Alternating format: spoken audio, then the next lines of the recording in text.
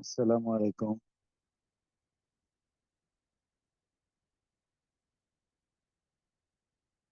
ভালো আছেন সবাই আশা করি।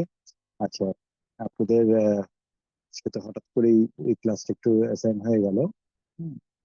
তো আপনাদের মনে হয় এর আগের সেশনটা বোধহয় সন্ধ্যা থেকে যেটা হওয়ার কথা, বোধহয় টিচার কোনো কারণে আসতে পারেন না। তাহলে স্যার বোধহয় বলেছে যে আমি আইটি ক্লাসটা নিয়ে নিচ্ছি। ঠিক আছে,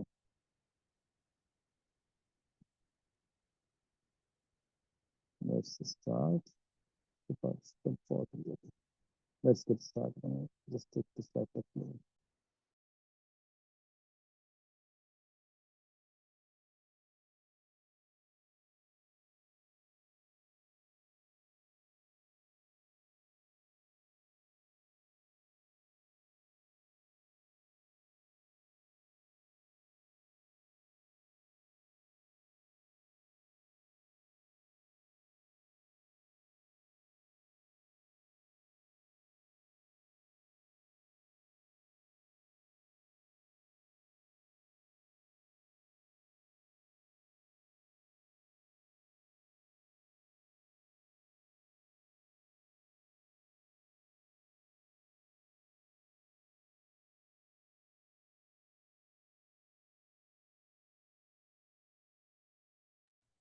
ওকে, স্লাইড দেখা যাচ্ছে আশা করি। জি স্যার, দেখা যাচ্ছে স্যার। সো লাস্ট ক্লাস পর্যন্ত আমরা সেগমেন্ট 5 শেষ করেছিলাম। তো আমাদের যে সেগমেন্ট 6 এর অল্প কিছু বাকি ছিল, সেগমেন্ট 6 এর কিছু আলোচনা, তো সেগমেন্ট 6 টা হলে মোটামুটি শেষ হয়ে যাবে। তো ভালো হলো আজকে ক্লাসটা ইমিডিয়েটলি পেয়ে যাওয়াতে। তো আমরা সেগমেন্ট 6 টাকে আজকে আলোচনা করে ফেলবো ইনশাআল্লাহ। হুম। আর সেগমেন্ট 6 এ মেইনলি হচ্ছে ইনফরমেশন সিস্টেম অডিট। সো এইটা আমি জাস্ট দুটো ভাগে ভাগ করে কভার করবো। হোপফুলি দেখা যাবে আজকে যদি পারি ভিডিও শেষ করে দেবো ইনশাআল্লাহ। যদিও টাইম অল্প আজকে, আপনার পিস পাওয়া। আচ্ছা, এমনি এর আগ পর্যন্ত আমরা যে আলোচনা করেছিলাম সিস্টেম মাইগ্রেশন, সিস্টেমের যে ইয়েতে ট্রানজিশন এবং ওইটার সাথে ইনভলভ যে প্রসেস গুলো, সফটওয়্যার ডেভেলপমেন্ট লাইফ সাইকেল, ওইখান থেকে এখন পর্যন্ত কোনো কোশ্চেন এরপরে?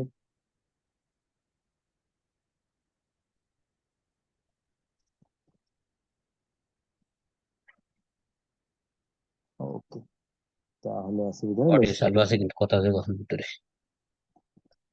এই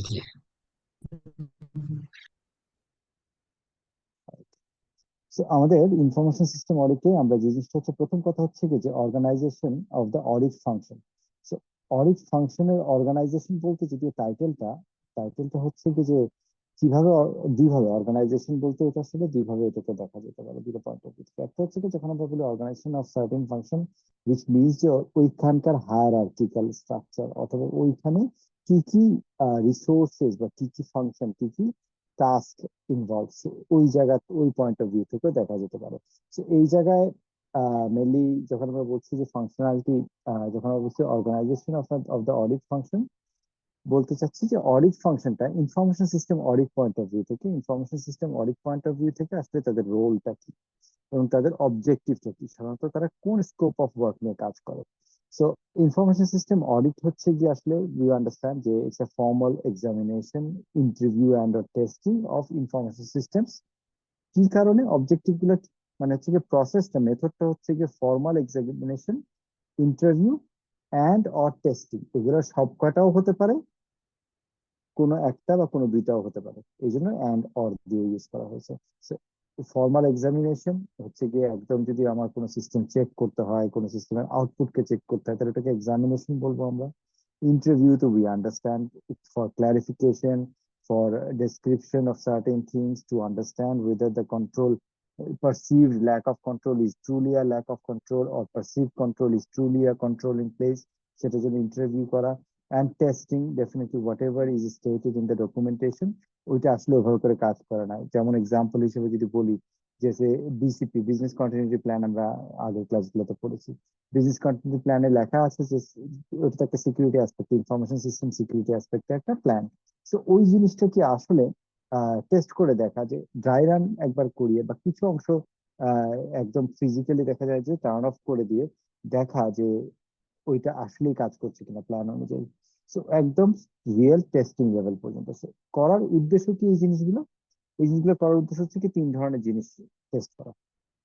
একটা হচ্ছে গিয়ে কমপ্লায়েন্স, অর্থাৎ ইনফরমেশন সিস্টেম অডিটের প্রথম যে অবজেক্টিভ সেটা হচ্ছে কমপ্লায়েন্স আছে কিনা, ল, রেগুলেশন, কন্ট্রাক্টস, গাইডলাইন্স, ইভেন এটার মধ্যে ইনক্লুডেড হতে পারে স্টেক হোল্ডার্স এর কাছে রাখা কমিটমেন্ট। যেটা আমি এর আগের ক্লাসে একটা এক্সাম্পল দিয়েছিলাম যে ইউএসএ তে যে কোনো পাবলিকলি লিস্টেড কোম্পানিতে আমরা বলি যে একটা পার্টিকুলার রেগুলেটরি কমপ্লায়েন্স আছে, যেখানে ইনফরমেশন সিস্টেমের হিউজ পরিমাণ অংশ আছে, যেটাকে বলা হচ্ছে সার্ভেন্স অক্সলি বলে একটা ল আছে। সার্ভেন্স অক্সলি, ওটা এসওএক্স বলে একটা অডিট হয়। এসওএক্স অডিটটা, এসওএক্স অডিটটাতে most of the things are related to IT, business continuity plan, information system security, এই জাতীয়। কিন্তু ওই কমপ্লায়েন্সটা দেখা হচ্ছে কি জন্য? ওই কমপ্লায়েন্সটা দেখা হচ্ছে two protect the rights or to protect the interest of the shareholders, stakeholders, shareholderদের রাইট প্রোটেক্ট করার জন্য। সো ওই রকম কমপ্লায়েন্স, যে কোনো ধরনের কমপ্লায়েন্স কে ফোকাস করে যখন অডিট করা হয়, সেটা একটা ইনফরমেশন সিস্টেমের অডিটের একটা major objective. So whether the organization is operating in a compliant way, এর ইনফরমেশন সিস্টেম এবং ইনফরমেশন সিস্টেম রিলেটেড অপারেশনস গুলো are operated in a compliant way. So that is one objective থাকে। Information system security, that we always understand যে audit যখন আমরা করছি, তখন আমরা ইনফরমেশন সিস্টেম অডিটে ইনফরমেশন সিস্টেমের সিকিউরিটি অ্যাসপেক্টে এর ভালনারেবিলিটি কি আছে, এর আমরা রিমেম্বার যে আমরা প্রথম ক্লাসে যখন এই সেশনের প্রথম ক্লাসে যখন আলোচনা করেছিলাম যে ইনফরমেশন সিস্টেম সিকিউরিটি নিয়ে যখন আলোচনা শুরু করেছিলাম, তখন আমরা আলোচনা করেছিলাম information security, information system security তিনটা core objective. One is confidentiality, integrity and availability. Just হালকা জাস্ট কুইক রিক্যাপ করে দিচ্ছি। কনফিডেন্সিয়ালিটি ইজ অ্যাবাউট যে যার যে ইনফরমেশনটা পাওয়ার কথা, শুধুমাত্র সেই ওই ইনফরমেশনের অ্যাক্সেসটা আছে, তারই শুধু ইনফরমেশন অ্যাক্সেসটা আছে, অন্য কারো নাই। বা যেই রোলের যে পরিমাণ অপারেশনাল ক্যাপাবিলিটি পাওয়ার কথা বা অ্যাক্সেস পাওয়ার কথা, পারমিশন পাওয়ার কথা, তার ততটুকুই আছে। রোল ওয়াইজ, ইন্ডিভিজুয়াল ওয়াইজ আমরা যদি এটাকে কন্ট্রোল করতে পারি, তাহলে আমরা বলবো এটা হচ্ছে কনফিডেন্সিয়ালিটি কন্ট্রোল করছি। অর্থাৎ যতটুকু পরিমাণ আমার যার জানা দরকার ততটুকু পর্যন্ত সে জানছে, এর বাইরে কেউ যাতে না জানতে পারে, সেইটাকে অ্যাটেইন করার অবজেক্টিভটি হচ্ছে কনফিডেন্সিয়ালিটি। তো সেইখানে আমার user name, password, authentication, role profile definition, এগুলো সবকিছু কনফিডেন্সিয়ালিটির ভিতরে পড়ে যায়। এছাড়া আমরা যখন বলি যে কেউ আমার ইনটিউশন করছে, হ্যাকিং করছে, ইনফরমেশন বের করে নিয়ে আসছে, রিমেম্বার আমরা স্পুফিং আলোচনা করেছিলাম, স্নিফিং আলোচনা করেছিলাম বিভিন্ন সময়, ওগুলো সব হচ্ছে কি কনফিডেন্সিয়ালিটি অবজেক্টিভকে সারাউন্ড করে। ইনফরমেশন সিকিউরিটির কনফিডেন্সিয়ালিটি অবজেক্টিভকে অ্যাচিভ করার জন্য ultimately information system controls and capacities adequate আছে কিনা, এইটা হচ্ছে গিয়ে অডিটের একটা primary objective under information system security. Integrity হচ্ছে গিয়ে অ্যাকিউরেসি অফ দ্য ইনফরমেশন, অর্থাৎ completeness and accuracy of the information, genuinity of the information, সেটাকেও চেক করার জন্য অ্যাডিকুয়েট কন্ট্রোল প্রসেস আছে কিনা, সেটা হচ্ছে ইনফরমেশন সিকিউরিটি অডিটের একটা subject. And then availability, information is valuable when it is available, তাই না? Information is information when it is available. যদি অ্যাভেলেবল না থাকে, ঠিক যখন ডিসিশন মেকিং প্রয়োজন তখন যদি ইনফরমেশন না থাকে, তাহলে ওটা কোনো কাজে আসবে না। যে কারণে ইনফরমেশন সিস্টেমের সিকিউরিটির একটা core objective, one of the core objective is availability. অ্যাভেলেবিলিটির মধ্যে আমরা কি দেখি? ওই যে আমরা যে প্ল্যান আলোচনা করলাম, BCP, DRP, those are all availability অবজেক্টিভকে অ্যাচিভ করার জন্য, যে ইনফরমেশনটা যাতে টাইমলি অ্যাভেলেবল হয় to the stakeholders, to the users. So অ্যাভেলেবিলিটির মধ্যে আমরা ইভেন ভালনারেবিলিটি রিস্কের মধ্যে যে আমরা DOS, denial of service attack নিয়ে একবার আলোচনা করেছিলাম, যে একটা পোর্টের মধ্যে অনেক পরিমাণ ফলস কানেকশন তৈরি করে রাখছি যাতে অরিজিনাল ইউজাররা ওটা অ্যাক্সেস করতে না পারে। That's an availability challenge. So there are a lot of examples of availability challenge, but as a second kind of objective of information system objective, information system audit, we understand that information system security, which is confidentiality, integrity, and availability, in terms of objective. Then comes the efficiency and effectiveness of information systems. So এই জায়গাটাতে আমরা যে উঠে যাবে যে একটা information সিস্টেমের কিছু agreed স্ট্যান্ডার্ড আছে on performance, operational performance.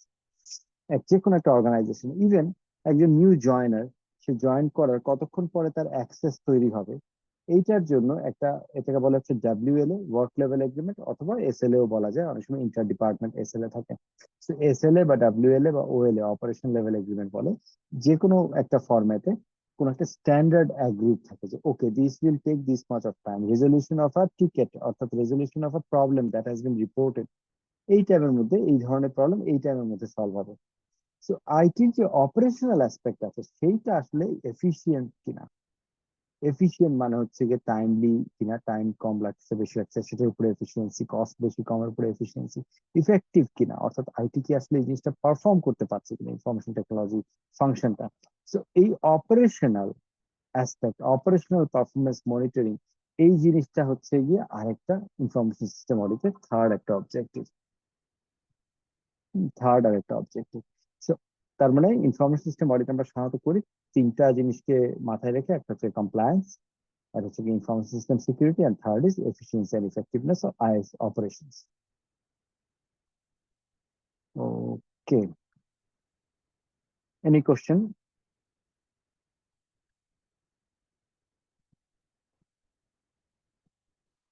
Okay. So generally information systems এর, ইনফরমেশন সিস্টেম রিলেটেড যখন আমরা কন্ট্রোল চিন্তা করি, কন্ট্রোল মানে কি? when we say control of something, control মানে হচ্ছে কি this is a method, this is a mechanism of reducing risk.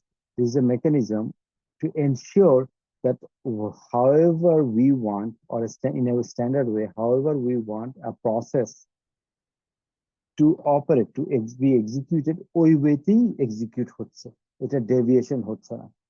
এইটা এনশিওর করার জন্য যে সমস্ত প্রসেসের মধ্যে যে মেকানিজম গুলো ইনস্টিল করা হয় তাকেই বলা হচ্ছে কন্ট্রোল। আমরা যদি বলি ফাইন্যান্সিয়াল কন্ট্রোল, ফাইন্যান্সিয়াল কন্ট্রোল মানে হচ্ছে গিয়ে there will be mechanisms in the financial management process or financial management system যেগুলো এনশিওর করবে the way the company should be operated financially, it is operated in the same way. Like আমি যদি financial control বলি ওর মধ্যে থাকবে যে আমি cash cash purchase কতটুকু অ্যামাউন্টের বাইরে আমি ক্যাশ পারচেজ করতে পারবো না, there will be a policy, right? And there will be a check point in the process, within the process, যেটা এনশিওর করবে যে আমি বড় আকারের পারচেজ ক্যাশ পারচেজ করছি না। So that reduces the risk of cash mishandling or purchase corruptions, procurement related corruptions. So that brings in a financial control. এইরকম যখন আমরা প্রসেসের ভিতরে ইনস্টিল করি কোনো একটা মেকানিজম এবং তার চেক পয়েন্ট, তখন এটাকে আমরা বলি হচ্ছে কন্ট্রোল। সো যখন আমরা বলছি যে ইনফরমেশন সিকিউরিটি বা ইনফরমেশন সিস্টেমস কন্ট্রোল, তখন ইনফরমেশন সিস্টেমকে আসলে একটু আগে যে অবজেক্টিভ গুলা আলোচনা করলাম যে compliance, information system security, and হচ্ছে কি লাস্ট বললাম কি এফেক্টিভনেস এন্ড এফিসিয়েন্সি, অর্থাৎ অপারেশনাল কন্ট্রোল। ওই তিন পয়েন্ট অফ ভিউ থেকে আসলে কি কি ধরনের যে কমন কন্ট্রোল আমরা দেখতে পাই ইনফরমেশন সিস্টেমের মধ্যে, যেমন হচ্ছে গিয়ে risk analysis. Risk analysis is itself is a mechanism to reduce the level of risk. Because risk analysis যদি না করি, মানে না করি, তাহলে এমন হতে পারে যে we might be overwhelmed or over focused with minimum impact risk and overlook a high impact risk, যেটার ইম্প্যাক্ট অনেক বেশি। সো রিস্ক অ্যানালাইসিস যদি না করা হয় তাহলে অনেক সময় আমরা পারসিভড রিস্কের উপরে অনেক মনোযোগ দিব, যে পারসিভড রিস্ক, এই রিস্কটা মনে হচ্ছে অনেক বড়, সেক্ষেত্রে ওইটার উপরে মনোযোগ, ওইটাকে কভার করার জন্য, ওইটাকে মিটিগেট করার জন্য, অ্যাডজাস্ট করার জন্য আমরা বেশি অ্যাটেনশন দিব। ওয়ারাস তার চেয়ে বেশি ইম্প্যাক্টফুল কোন একটা রিস্ক, আরো মেজর কোন রিস্ক আমার ইগনোরড হয়ে যেতে পারে। দ্যাটস ওয়াই রিস্ক অ্যানালাইসিস, এই মেথডটা, এই পয়েন্টটাই works as a checkpoint or works as a mechanism to reduce overall risk for the organization. So risk assessment কি বা রিস্ক অ্যানালাইসিস কি, এটা আমি আর নতুন করে আশা করি বলতে হবে না, বিকজ এর আগে দু একবার মনে হয় আলাপ করে ফেলেছি। সেটা হচ্ছে কি যে রিস্ক গুলাকে লিস্ট করার পরে তার probability of happening and impact of happening, অর্থাৎ probability of occurrence and impact of occurrence, এই দুইটাকে ফাংশন করে আমরা যখন গ্রেডিং করি তখন উই সি যে আসলে হায়ার রিস্ক কোনগুলা, লোয়ার রিস্ক কোনগুলা। So that is the risk analysis. Then comes internal controls. Internal controls are basically information systemer ভিতরে both অপারেশনালি অ্যান্ড সিস্টেমের ভিতরে এমবেডেড ইন্টারনাল কন্ট্রোল থাকতে পারে। যেমন আমি অপারেশনালি যদি বলি, তাহলে অপারেশনালি হচ্ছে গিয়ে যে কোনো একটা অপারেশনাল অ্যাক্টিভিটি, ইনফরমেশন সিস্টেম ম্যানেজমেন্টের যে কোনো একটা অপারেশনাল অ্যাক্টিভিটি আগে, ঠিক আমরা যেমন ক্যাশ ম্যানেজমেন্টের জন্য কন্ট্রোল প্রসেসের কথা বললাম, ঠিক ইনফরমেশন সিস্টেম ম্যানেজমেন্টেরও অপারেশনাল অ্যাক্টিভিটি কন্ট্রোল আছে। যেমন আমি যদি বলি খুব প্র্যাকটিক্যাল একটা এক্সাম্পল দিয়ে, খুব প্র্যাকটিক্যাল, আচ্ছা এটা আমরা তো ইনফরমেশন সিস্টেম, হ্যাঁ সিস্টেম, খুব প্র্যাকটিক্যাল এক্সাম্পল দিয়ে যেমন কয়েকদিন আগে একটা জিনিস আমি এনকাউন্টার করলাম, সেটা হচ্ছে গিয়ে যে আমাদের ইনফরমেশন সিস্টেম ম্যানেজমেন্ট টিমেরই সে কোনো একটা অর্গানাইজেশনে অ্যাডমিনিস্ট্রেটর, অর্থাৎ যার কাছে সমস্ত মেইন সিস্টেম গুলোর পাসওয়ার্ড থাকে। এখন সেই অ্যাডমিনিস্ট্রেটর, তার কাছে পাসওয়ার্ড থাকে এবং অ্যাকাউন্টেবিলিটি স্টাবলিশ করার জন্য এই পাসওয়ার্ডটা কোনোভাবে শেয়ার না, even to his or her বসও শেয়ার না, তার বসের সাথে শেয়ার করা থাকবে না। এটি নিয়ম। যে যে কোনো একজন সিস্টেম অ্যাডমিন বা যে কোনো একজন যে সিস্টেমটা ওন করছে, যে অপারেট করে, পাসওয়ার্ডটা শুধুমাত্র তার কাছেই থাকবে, সো দ্যাট কে আসলে চেঞ্জটা করলো এটা যেন ট্র্যাকড হয় এবং তার সেই চেঞ্জের যে কনসিকুয়েন্স তার জন্য অ্যাকাউন্টেবল করা যায় ওই ব্যক্তিকে। এখন রিস্কটা হচ্ছে এই অ্যাডমিনিস্ট্রেটরটা কি মানুষ, anything can happen with that person. That person can suddenly leave the job. That person can suddenly get sick. That person can just suddenly go to a vacation and suddenly na plan করে vacation এ গেল and may come late, right? So এরকম ক্ষেত্রে এরকম ক্ষেত্রে দেখা যাচ্ছে যে organization gets enters into a risky situation. So পাসওয়ার্ডটা যদি শুধু তার কাছে থাকে আর দ্য পারসন জাস্ট মানে এনকাউন্টার অ্যান অ্যাক্সিডেন্ট এবং অর্গানাইজেশনে তখন অপারেট করা যাচ্ছে না, ক্রিটিক্যাল মডিফিকেশন বা ক্রিটিক্যাল অ্যাডমিনিস্ট্রেশন, এরকম জিনিস থেকে মিটিগেট করার জন্য আমরা সাধারণত কি করি যে একটা ইন্টারনাল কন্ট্রোল প্রসেস থাকে। সেই ইন্টারনাল কন্ট্রোলটা কি? ইন্টারনাল কন্ট্রোল হচ্ছে কি এই অ্যাডমিনিস্ট্রেটরের যে পাসওয়ার্ড সেট গুলা সে একটা কাগজের মধ্যে লিখে, সিক্রেটলি একটা কাগজের মধ্যে লিখে একটা সিল্ড এনভেলাপ, এনভেলাপটা সিল করা থাকবে, তার সিগনেচার করা সিল্ড এনভেলাপে হয়তো হায়ার অথরিটির কাছে বা ম্যানেজমেন্টের কোনো একজনের কাছে দিয়ে রাখবে। কেন?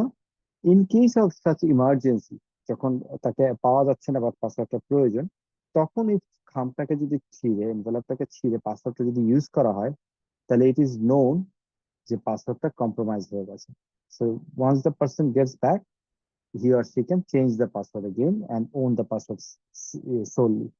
But এই যে time in between, it is already recorded that the envelope was thrown because the person was not available.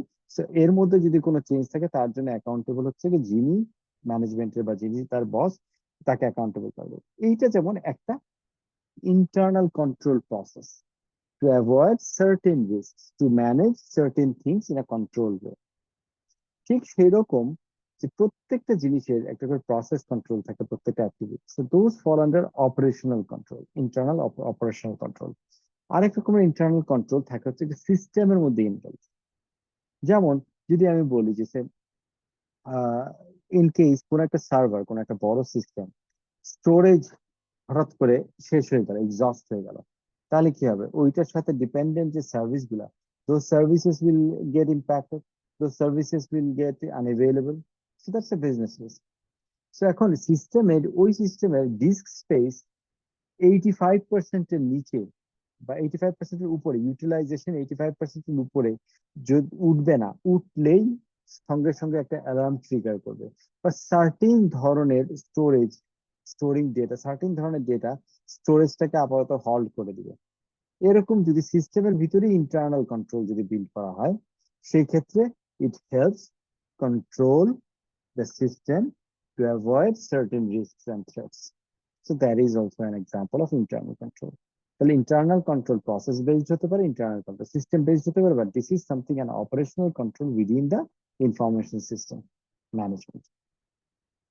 Okay, then কাজ হচ্ছে কি আইএস কন্ট্রোল। আমরা মনে হয় এগুলো আমরা ডিটেইল আলোচনা করবো একটু পরে, আমি আর খুব ডিটেইলে না যে আইএস কন্ট্রোল অবজেক্টিভ হচ্ছে ইনফরমেশন সিস্টেম কন্ট্রোল অবজেক্টিভ, সেটা আমরা ডিটেইল আলোচনা করবো, আমি এখানে আর ইলাবোরেট করবো না। কোভিড 5 এটা হচ্ছে গিয়ে control objective for information technology 5। এটা একটা স্ট্যান্ডার্ড ফলো করা হয় গ্লোবালি, অনেক বড় বড় অর্গানাইজেশন বা অনেক স্ট্যান্ডার্ড অর্গানাইজেশন সাধারণত একটা ফ্রেমওয়ার্ক ফলো করে to ensure that nothing major is left out of it. এই কোভিড 9-এ, কোভিড 5-এ there is a framework, যেটা কিছু অবজেক্টিভ আছে, যেটা কিছু এরিয়া ডিসক্রাইব করা আছে, যে এরিয়ার মধ্যে এই কন্ট্রোল অবজেক্টিভ গুলা যখন প্রত্যেকটা চেক করা হয়, তখন ইট ইজ মোর লাইকলি যে এই ইনফরমেশন সিস্টেমটা এবার ইনফরমেশন সিস্টেম ফাংশনটা overall cover with control objectives. General controls and IS specific control আমার মনে হয় যখন আমরা ডিটেইল পড়বো তখন আমরা আসলে ডিটেইল আলোচনা করতে পারবো। এর মধ্যেই আমরা আবার অনেকগুলো কন্ট্রোল পয়েন্টের কথা আলোচনা করেছি, দুইটা ভাগে ভাগ করে। কিছুকে বলতে হচ্ছে কি জেনারেল কন্ট্রোল, কিছুকে বলতেছে হচ্ছে কি information system specific control. General কন্ট্রোলটা আসলে ফলস, মানে it can be common with many other scenarios and many other function, but information system specific control হচ্ছে কি স্পেসিফিক কিছু কিছু সিস্টেমের জন্য স্পেসিফিক, যেমন একটা সেল সিস্টেমের জন্য স্পেসিফিক কন্ট্রোল, একটা অ্যাকাউন্টিং সিস্টেমের জন্য স্পেসিফিক কন্ট্রোল ওই নজরেও দেখা যেতে পারে। If we move forward, risk analysis, আমরা যে একটু আগে যে আলোচনাগুলো করলাম যে রিস্ক অ্যানালাইসিস, রিস্ক অ্যানালাইসিস যদি আমরা বলি তাহলে এটা হচ্ছে যে definitely it is about identifying risk, vulnerabilities এবং ডিটারমাইনিং দ্য কন্ট্রোলস নিডেড। কেন?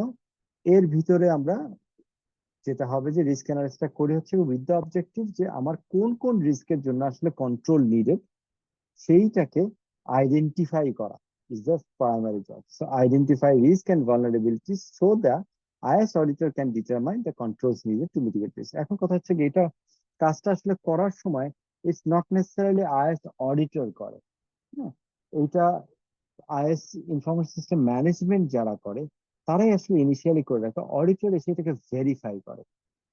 মানে এটা আমার মনে হয় আমাদের অথর যেভাবে পুট করছেন এটা হয়তো ইন্টারপ্রিটেশনটা একটু ডিফারেন্ট হওয়া উচিত। হওয়া উচিত এরকম যে part of audit planning and helps identify, না helps verify the identified risks and vulnerabilities so that, sorry, এখানে হচ্ছে আইডেন্টিফাই, এখানেই বলবো আমরা planning and helps identify risk and vulnerabilities so that the IS auditor can verify the determined controls to mitigate risk, যেটা already determine হয়ে গেছে। কারণ এইটাকে যদি আমি আইএস অডিটরের উপরে ছেড়ে দিই আর অর্গানাইজেশনের আইএস ম্যানেজমেন্ট যদি কিছু না করে, দ্যাটস নট ডিজায়ারেবল। অর্গানাইজেশনে একটা ইনফরমেশন সিস্টেম ম্যানেজমেন্ট প্রসেস আছে, তার মধ্যে একটা ম্যানেজমেন্ট টিম আছে, they are the ones primarily responsible to analyze risk and then determine the mitigations. IS অডিটরের কাজ হচ্ছে গিয়ে এগেইন আইডেন্টিফাইং দ্য রিস্ক নিজে থেকে অ্যান্ড ভেরিফাই যে রিস্ক গুলা ডিটারমাইন করা হচ্ছে ওগুলা প্রপার কিনা, বা যে মিটিগেশন গুলো ডিটারমাইন করছে সেটা প্রপার কিনা। সো অডিটরের কাজ হচ্ছে more about auditing and verifying and finding gaps. Okay, risk is the combination of, যেটা আমরা আলোচনা করেছি, probability of N event and it's consequences মানে হচ্ছে কি ইম্প্যাক্ট অফ দ্যাট ইভেন্ট, ওই ইভেন্টটা হলে আসলে কতটুকু ক্ষতি হবে। So it's a probability and ইম্প্যাক্টের একটা রেশিও বা একটা ফাংশন।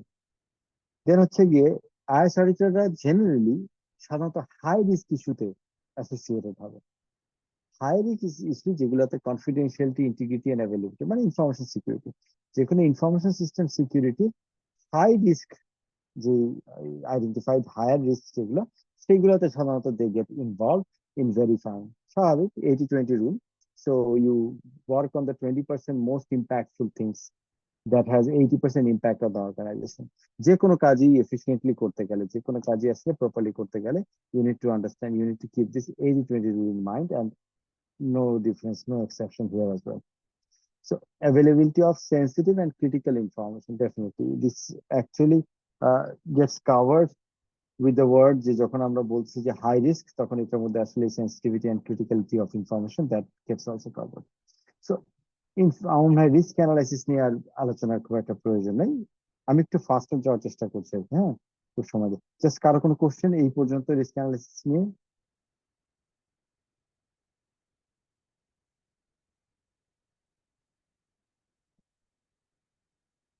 ওকে, সো এটা হচ্ছে কি risk management process. This again this process can vary author to author, অনেকে ডিফারেন্টলি ডিসক্রাইব করতে পারে।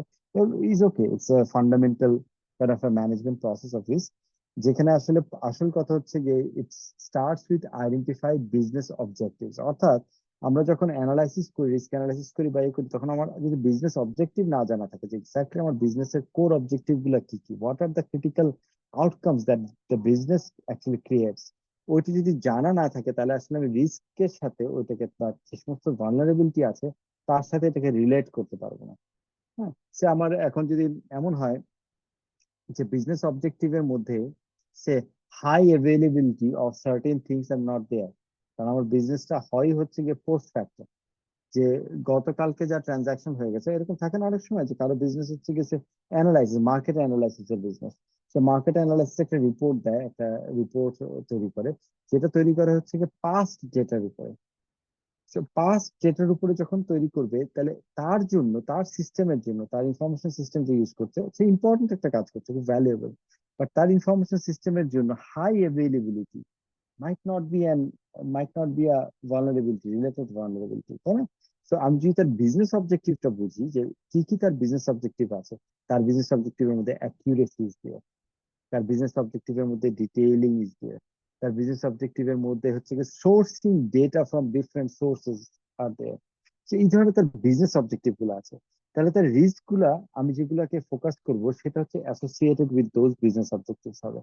তার বিজনেস অবজেক্টিভ যদি হাই অ্যাভেলেবিলিটি না থাকে, তাহলে আমি হাই অ্যাভেলেবিলিটিকে একটা রিস্ক অ্যাসেসমেন্টের জন্য কনসিডার করব না। তাহলে identify the business objective first, যে বিজনেস আসলে ইনফরমেশন সিস্টেম থেকে কি অবজেক্টিভ, কি এক্সপেক্ট করে। দেন কামস হচ্ছে গিয়ে এর সাথে রেলেভেন্ট অ্যাসেট গুলা কি কি।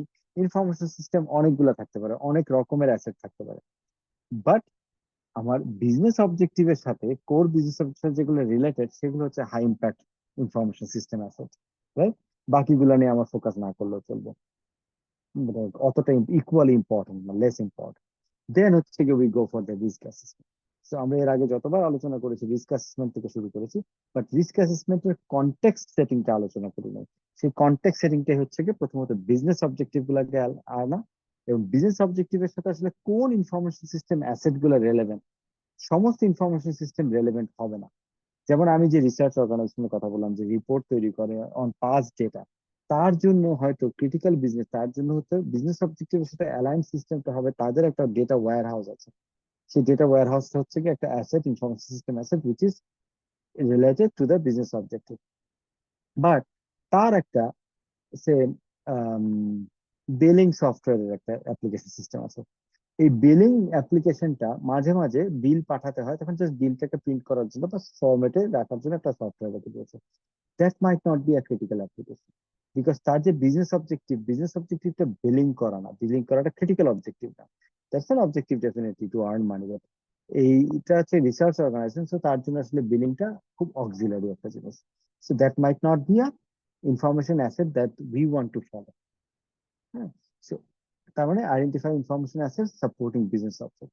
দেন কামস হচ্ছে গিয়ে রিস্ক অ্যাসেসমেন্ট। এবার যেই বিজনেস অ্যাসেট গুলা, ইনফরমেশন সিস্টেম অ্যাসেট গুলো আমি আইডেন্টিফাই করলাম, বিজনেস অবজেক্টিভ গুলো আইডেন্টিফাই করলাম, সেই কনটেক্সটে রিস্ক অ্যাসেসমেন্ট করা, যে থ্রেট, ভালনারেবিলিটি, প্রবাবিলিটি, ইম্প্যাক্ট, যা আমরা এর আগে আলোচনা করেছি, ওই ওয়েতে রিস্ক গুলোকে অ্যাসেস করা। দেন কামস হচ্ছে গিয়ে রিস্ক মিটিগেশন। যখন আমার রিস্ক অ্যাসেস হয়ে গেল, রিমেম্বার আমরা সিস্টেমস থিঙ্কিং আলোচনা করেছিলাম, সিস্টেমস অ্যাপ্রোচ আলোচনা করেছিলাম, সিস্টেমস অ্যাপ্রোচে বলেছিলাম একটা problem solving approach. So once you identify the problem, do a contextual analysis, and then find alternate solution alternatives. এটা কারো কারো প্রায় আনমিউট হয়ে যাচ্ছে, হ্যাঁ খেয়াল করেন। আনমিউট করে দিচ্ছি। ওকে, সো যেটা বলছিলাম যে তখন আমরা কি সলিউশন অল্টারনেটিভ সলিউশন সিলেক্ট করি, যাতে আমরা এরপরে ওখান থেকে বেস্ট অল্টারনেটিভটা বাছাই করতে পারি। ঠিক সেরকম যখন আমরা রিস্ক অ্যাসেসমেন্ট করে আমার রিস্ক গুলো, হাই রিস্ক গুলো আইডেন্টিফাই হয়ে গেল, তখন আমরা রিস্ক মিটিগেশনের জন্য কিছু অল্টারনেটিভ মিটিগেশন স্ট্র্যাটেজি বা অল্টারনেটিভ মিটিগেশন স্টেপস বা অ্যাকশনস আমরা আইডেন্টিফাই করি। ওখান থেকে বেস্ট মিটিগেশন এটা আমরা পারফর্ম, রিস্ক মিটিগেশন অর্থাৎ আমরা ম্যাপ করার পরে আমরা মিটিগেশনটাকে পারফর্ম করলাম, অর্থাৎ আমরা মিটিগেশনটাকে আইডেন্টিফাই করলাম, যে এটাকে আমার এই রিস্কটাকে কিভাবে মিটিগেট করা যায়, সেটাকে আমরা বলছি পারফর্ম রিস্ক মিটিগেশন। এটা সলিউশনটা কি, এই প্রবলেমটা সলিউশনটাকে আইডেন্টিফাই করা, প্রপার সলিউশনটা। দেন হচ্ছে গিয়ে risk treatment, perform risk treatment. Risk ট্রিটমেন্টটা আমরা একটু পরে আলোচনা করব। এখানে আমরা কয়েক ভাবে, একটা হচ্ছে গিয়ে মিটিগেটিং রিস্ক, অর্থাৎ অ্যাড্রেস করে ফেলা, একটা হচ্ছে গিয়ে রিস্ক অ্যাভয়েডেন্স, একটা হচ্ছে গিয়ে রিস্ক ইগনোর করা, আর একটা হচ্ছে গিয়ে এইরকম তিনটা বা চারটা আছে, একটু পরে আমরা আলোচনা করবো, আমি ভুলে গেছি, টপ অফ মাই মাইন্ড নাই। আচ্ছা, so আমাদের কথা হচ্ছে কি যে আমরা আইডেন্টিফাই বিজনেস অবজেক্টিভ আইডেন্টিফিকেশন, সেটার সাথে related asset identification, risk analysis, risk mitigation, and then হচ্ছে কি রিস্ক ট্রিটমেন্ট, অর্থাৎ এক্সিকিউট করা, ফাইনাল ডিসিশনটা। Risk treatment is about final decision about the risk, what do we do about it. If we address this, then অ্যাড্রেসের যে মাল মশলা, যে জিনিসপত্র যা কিছু করার অ্যারেঞ্জমেন্ট সেটা করে ফেলা। ইফ উই ওয়ান্ট টু, ও স্যার আরেকটা হচ্ছে রিস্ক ট্রান্সফার, মনে করতে পারছিলাম না, রিস্ক অ্যাভয়েড, রিস্ক ট্রান্সফার। হ্যাঁ, রিস্কটাকে যদি আমি কারো হাতে ট্রান্সফার করে দিতে চাই, সেটা এক ধরনের মিটিগেশন। সেটা সেটা আমাদের প্ল্যান করা এবং এক্সিকিউট করা, সেটা হচ্ছে রিস্ক ট্রিটমেন্ট বলা এটাকে, যে আমি কিভাবে ট্রিট করছি রিস্কটাকে। এখন এই যে পুরো প্রসেসটা, এই প্রসেসটা ইজ অ্যান ইটারেটিভ প্রসেস। এইটা আমার একবার করলাম একটা অর্গানাইজেশনে, তারপরে 10 বছর 5 বছর ধরে বসে থাকলাম, তাহলে হবে না। কারণ কি, business is always changing, business is a dynamic thing. আমার ইনফরমেশন সিস্টেম regularly update হয়, depending on the business priority changes, depending on the business scenario changes. So, যে কারণে এইটাকে পিরিয়ডিক্যালি রিভিউ করতে হয়, পিরিয়ডিক্যালি রিভিজিট করতে হয়, অর্থাৎ এটা রিইভ্যালুয়েশন করা লাগে। আবার business objective, risk assessment, risk mitigation, risk treatment, কি হচ্ছে এটা অ্যাপ্রোপ্রিয়েট কিনা, considering the changes in the business. Okay, so এইটাকে বলা হচ্ছে কি, টোটালটাকে বলছি আমরা risk management process. How do you keep managing your risk, keep your risk in a managed way. Clear?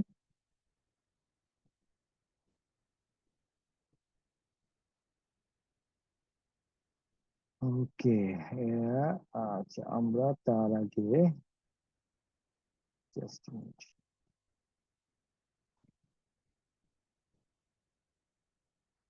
আচ্ছা ঠিক আছে, আমি তো ওটা পরে আলোচনা আছে ওটাকে। এনিওয়েজ, তাহলে রিস্ক ম্যানেজমেন্ট প্রসেসটা উই আন্ডারস্ট্যান্ড। দেন কামস হচ্ছে ইন্টারনাল কন্ট্রোল ক্লাসিফিকেশন। আমরা ইন্টারনাল কন্ট্রোলে যে আলোচনা করলাম, এই জায়গায় যখন আমরা আলোচনা করছিলাম, তখন রিস্ক অ্যানালিসিসের পর আমরা বলছিলাম ইন্টারনাল কন্ট্রোল।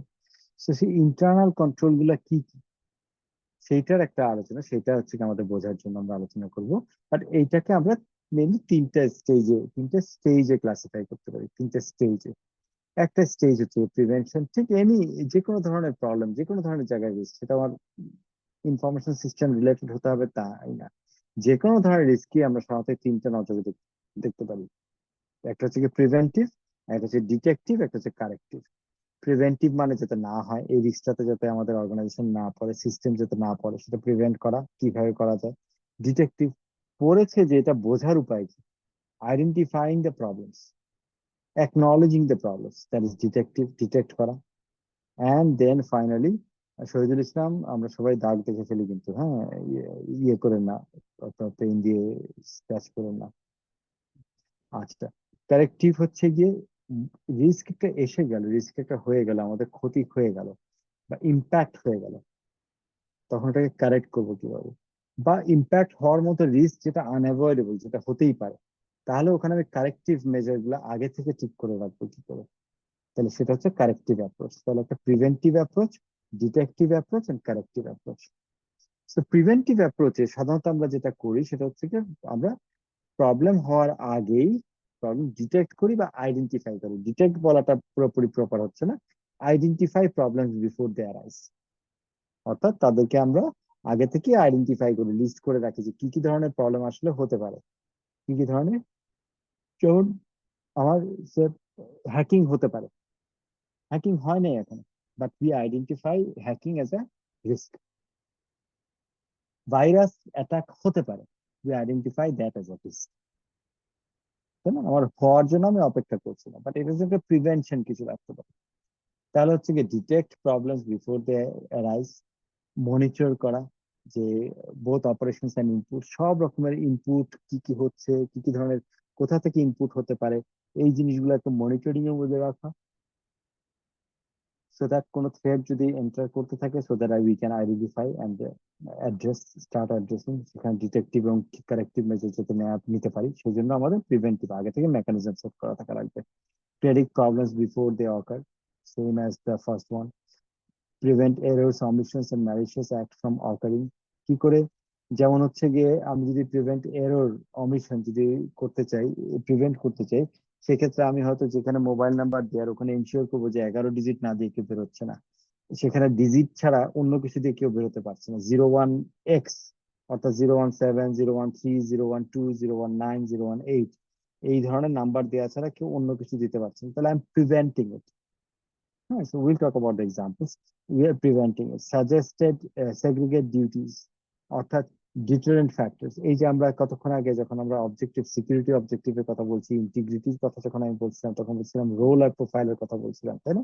যে একটা ইউজারের যে রোল, তার যেটুকু অ্যাক্সেস থাকা প্রয়োজন, তার যেটুকু ইনফরমেশনের অ্যাভেলেবিলিটি থাকা প্রয়োজন, ততটুকুই করা। তাহলে that involves segregation of duty. একটা হচ্ছে ইউজার এন্ডে, আরেকটা হচ্ছে কি ইনফরমেশন সিস্টেম এন্ডে। আমি যে আলোচনা করলাম, একজন অ্যাডমিনিস্ট্রেটর আর তার ম্যানেজার দুইজনের ডিউটিটা সেগ্রিগেটেড করা। সো টু এনশিওর যে something wrong doesn't happen, we have segregated duties, যে কারণে যে পাসওয়ার্ড তার কাছে থাকার কথা, সেই পাসওয়ার্ড তার উপরের ম্যানেজারের কাছে শেয়ার্ড না। শেয়ার্ড হলে সেটা একটা সিল্ড খামে, সেটা অ্যাকাউন্টেবিলিটি যেটা থাকে, যে কেউ যেটা বুঝতে পারে যে it was compromised on. So that is যেমন ডিটারেন্ট ফ্যাক্টর, যাতে ইস্যুস বা রিস্ক যাতে না আসে, সেটাকে ডিটার করা। Control access to physical facilities, এটাও একটা প্রিভেন্টিভ মেজার। যে আমি যেখানে ডেটাবেস, যেখানে আমার ওয়্যারহাউস থাকবে, ডেটা ওয়্যারহাউস থাকবে, আমার সমস্ত সার্ভার থাকবে, ডেটা সেন্টার থাকবে, দেখবেন ডেটা সেন্টারে যে অ্যাক্সেস কন্ট্রোলটা রাখা থাকে, ওখানে গিয়ে যে কেউ কার্ড দিলেই ঢুকতে পারা উচিত না। তাহলে আমি ফিজিক্যাল অ্যাক্সেস কন্ট্রোল করছি একটা physical facility. That's also a deterrent, that's also a control, যেটা আমরা প্রিভেন্ট করতেছি কোনো সমস্যাতে।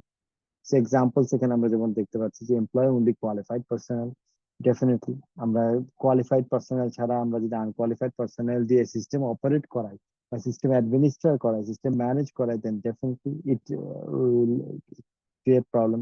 ইভেন আমি যদি প্রোগ্রামারের কথা বলি, আমি যদি খুব, যেমন কিছুদিন আগে আমাদের একটা এক্সপিরিয়েন্স হয়েছে, আমার একটা এক্সপিরিয়েন্স হয়েছে, একটা অর্গানাইজেশন থেকে একটা বড় ধরনের অ্যাপ্লিকেশন তৈরি করে নিয়ে আসা হয়েছে, একটা ওয়েবসাইট। যে ওয়েবসাইটে দেখা যাচ্ছে একটা সিলি সিলি সিকিউরিটি ইস্যু হঠাৎ করে সারফেস করতেছে। এই 2 দিন পর পর এই অ্যাটাক হচ্ছে, ওই অ্যাটাক হচ্ছে, ওয়েবসাইট ডাউন হয়ে যাচ্ছে। দেন আমরা যখন ইনভেস্টিগেট করলাম, তখন দেখতে পেলাম যে ওই ওয়েবসাইট কোম্পানি, থার্ড পার্টি যে কোম্পানিটা যাকে আমরা কাজ দিয়েছিলাম, তারা যে ডেভেলপারদের ইউজ করেছিল, দে আর ভেরি ইয়াং মানে ইনএক্সপেরিয়েন্স ডেভেলপার। যার ফলে তারা কিছু ফান্ডামেন্টাল সিকিউরিটি চেক ইনস্টল করে নেয়, তারা সিকিউরিটি চেক ওইখানে ডেভেলপ করে নেয় ইম্যাচুরিটির কারণে। তার মানে কোয়ালিফাইড পার্সোনেল যদি না থাকে, সেক্ষেত্রে definitely it's going to result, it has a higher possibility to result in a security issue, to result in a control issue. যে কারণে একটা প্রথম জিনিস হচ্ছে যে qualified resources, qualified personnel employ করা। Establish suitable procedure for authorization and transaction, যেটা আমরা বলছিলাম অ্যাক্সেস কন্ট্রোল, যেটা আমি বলছিলাম রোল প্রোফাইল অনুযায়ী পারমিশন গিভিং। সো এই জিনিসটা control. Complete programmed edit check, যেটা আমি এক্সাম্পল দিলাম হচ্ছে গিয়ে ফোন নাম্বার 11 ডিজিটের হইতেই হবে, কম ডিজিট দেওয়া যাবে না। সো ডেটা ইন্টিগ্রিটি যেটা নষ্ট না হয়। যেখানে নেম দেওয়ার কথা, ওখানে হাইফেন বা নাম্বার ইউজ করা যাবে না। যেখানে হচ্ছে গিয়ে এইজ দেওয়ার কথা, সেই এইজটা হইতে হবে বিটুইন নাম্বার। কেউ যদি 134 বছর এইজ দিয়ে থাকে, system will generate an error, বলবে না এটা এইজ না, এটা অ্যাকসেপ্টেবল না। আমাদের মানে this is not a practical age যেটাতে পৃথিবীতে কেউ বেঁচে আছে। সো জাস্ট আমি একটা র্যান্ডম এক্সাম্পল বলছি। So these are some complete programmed edit checks. Edit check, যে কিরকম ধরনের এডিটিং হচ্ছে, কি ধরনের ডেটা এন্টার করা হচ্ছে, সেটা চেক করা। Use access control software that allows authorised person to access specific file, which is physical control and logical control, দুইটার ক্ষেত্রেই হতে পারে। আমি ইন্টারনালি ইনফরমেশন সিস্টেমের ভিতরে কন্ট্রোলটাকেও বিভিন্ন রকমের অ্যাক্সেস কন্ট্রোল মেকানিজম দিয়ে কন্ট্রোল করতে পারি, ফিজিক্যাল অ্যাক্সেসকে কন্ট্রোল করতে পারি। Use encryption software, we have studied this, we have discuss this earlier, যে এনক্রিপশন যদি করা হয়, তাহলে অনেক রকমের মাঝখান থেকে ফ্রডুলেন্টলি ডেটা থেফট, এই জিনিসগুলোকে প্রোটেক্ট করা যায়, প্রিভেন্ট করা যায়। These are all preventive measures, internal control preventive অ্যাঙ্গেলে। ওকে, কারো কোনো প্রশ্ন?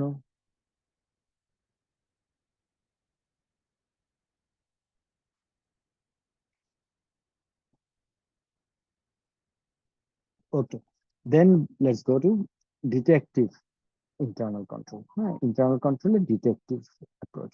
সো ডিটেকটিভ মানে বুঝতে পারছি আমরা, ডিটেকটিভ মানে হচ্ছে কোনো কিছু ডিটেক্ট করা, ফাইন্ড আউট করা, যে একটা প্রবলেম হয়েছে কিনা, হলে সেটা কি প্রবলেম হয়েছে। So it is about detection of a problem. So এই জায়গায় আমরা সাধারণত কন্ট্রোল মেকানিজম ইমপ্লিমেন্ট করব, যেখানে যেটা কিনা আসলে ডিটেক্ট করতে পারে এবং রিপোর্ট করতে পারে। ডিটেক্ট করে সিস্টেম বসে থাকলেই হবে না, ডিটেক্ট করতে পারে এন্ড রিপোর্ট করতে পারে। রিপোর্ট করা মানে হচ্ছে কি নোটিফাই করতে পারে to the relevant stakeholder, to the relevant manager, to the relevant observer আর সুপারভাইজার, যে এই এররটা হচ্ছে বা এই ইস্যু হচ্ছে বা এই সিকিউরিটি ব্রিচ হয়েছে। তো এই জায়গায় যে কোনো কিছু হতে পারে, এটা এরর হতে পারে, অমিশন হতে পারে। অমিশন মানে একটা যেটা দেয়া হয়নি, অমিট হয়ে গেছে। একটা ম্যালিশিয়াস অ্যাক্ট হতে পারে, ক্ষতিকর যে কোনো অ্যাক্ট হতে পারে, হ্যাকিং, ভাইরাস অ্যাক্টিভিটি, আর এই ধরনের যে কোনো ম্যালিশিয়াস অ্যাক্টিভিটি যেটি হোক না কেন, এটাকে ডিটেক্ট করতে পারা এন্ড দেন হচ্ছে রিপোর্ট করা। রিমেম্বার আমরা intrusion prevention system, IPS and intrusion detection system আমরা আলোচনা করেছিলাম। যে intrusion prevention and intrusion detection system আমরা একটা ক্লাসে আলোচনা করেছিলাম, সেখানে আমরা বলছিলাম যে ইন্ট্রুশন হচ্ছে কিনা সেটাকে প্রিভেন্ট করার জন্য এক ধরনের সিস্টেম, আর এটা হচ্ছে ইন্ট্রুশন ডিটেকশন। প্রথমে আলোচনা করেছিলাম ডিটেকশন, সে ডিটেক্ট করছে যে ইন্ট্রুশন হচ্ছে এবং সেটাকে সঙ্গে সঙ্গে নোটিফাই করছে টু দ্য অ্যাডমিনিস্ট্রেটর। ঠিক সেরকম আরো যদি এক্সাম্পলের দিকে তাকাই, সেটা হচ্ছে কি যেমন check points in production jobs, like different production জবের মধ্যে বা প্রসেসের ভিতরে চেক পয়েন্টস এস্টাবলিশ করা, যে ওকে এই জিনিসের ভিতরে যদি কখনো এরকম কোনো অ্যানোমালি থাকে, তাহলে এই চেক পয়েন্টে ওটা আটকে যাবে। হ্যাঁ, চেক পয়েন্টে ওটা আটকে যাবে, এরকম চেক পয়েন্টস তৈরি করা সফটওয়্যারের ভিতরে বা বিভিন্ন প্রসেসের ভিতরে। So that is one way to kind of detect. Check পয়েন্টের মধ্যে যখনই আটকে যাচ্ছে, then we get to understand, then we get to realise that there has been an error, there has been a malfunction, there has been an issue. Then হচ্ছে duplicate checking of calculation.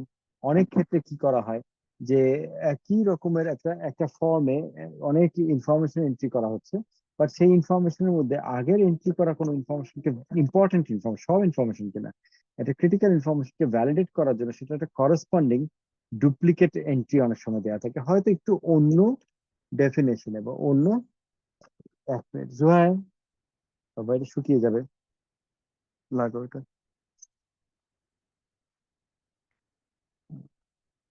Okay, so বলছিলাম যে সেটা হয়তো duplicate হতে পারে বা একটু refresh করে ডিফারেন্ট অ্যাঙ্গেলে, অন্য একটা অ্যাঙ্গেলে ব্যালেন্স করা যায়, এরকম করে ব্যালেন্সিং চেক অ্যান্ড ব্যালেন্স থাকে, ব্যালেন্সিং চেক কন্ট্রোল দেওয়া হয়, অর্থাৎ যাতে আগেরটা ঠিক আছে কিনা বা পরেরটা ঠিক আছে কিনা এটাকে ভেরিফাই করা যায়। সো ওইটাও একটা মেকানিজম।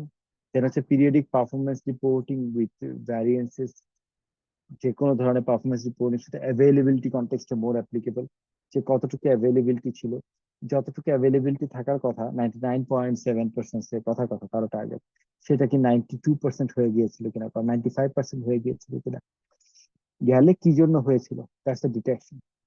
হ্যাঁ, সো এই ইভ্যালুয়েশনটা একটা ডিটেকশন।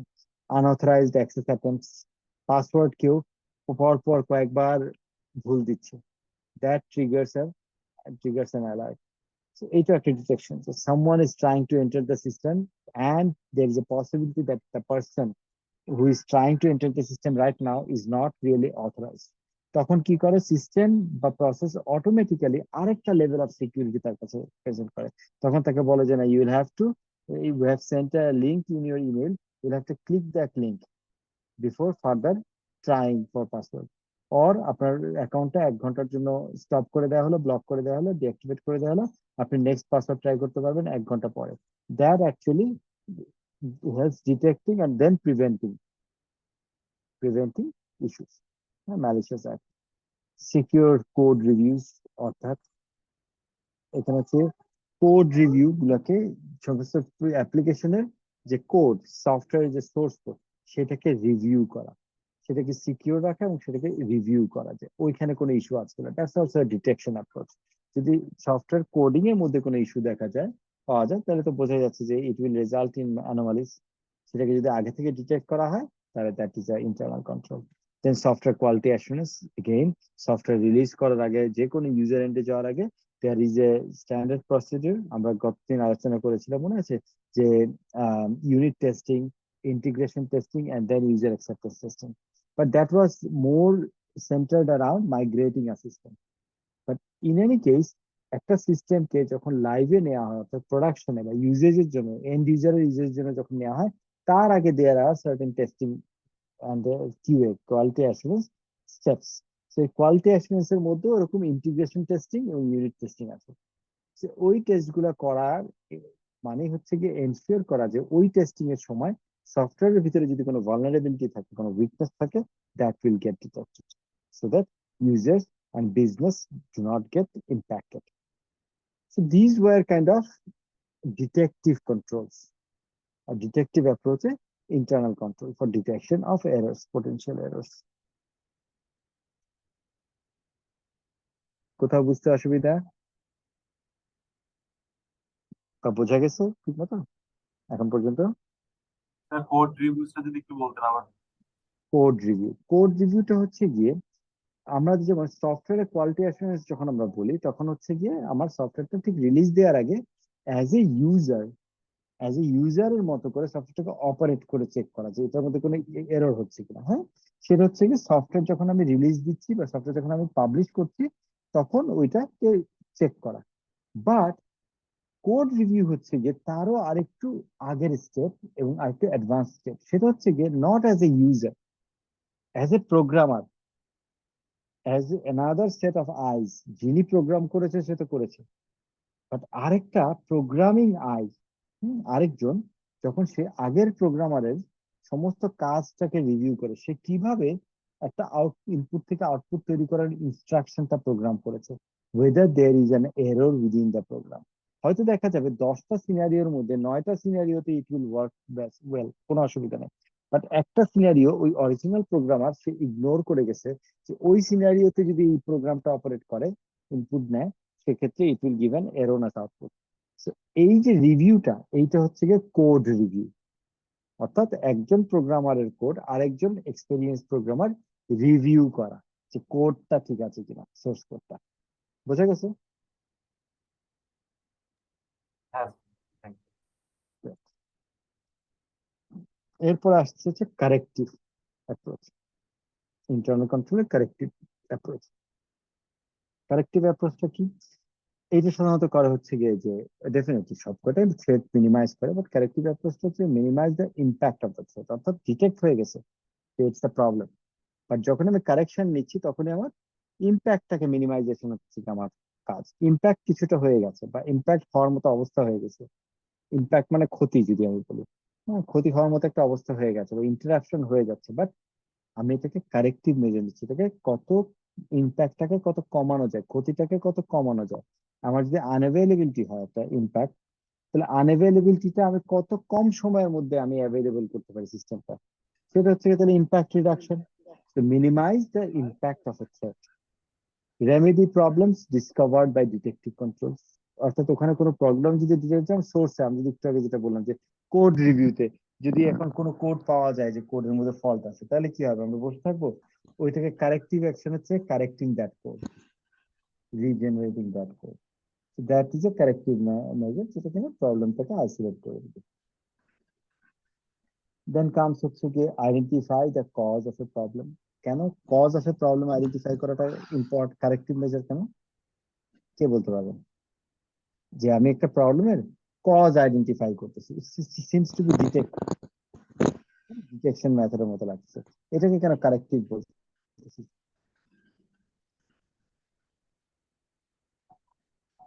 কেউ বলতে পারবেন?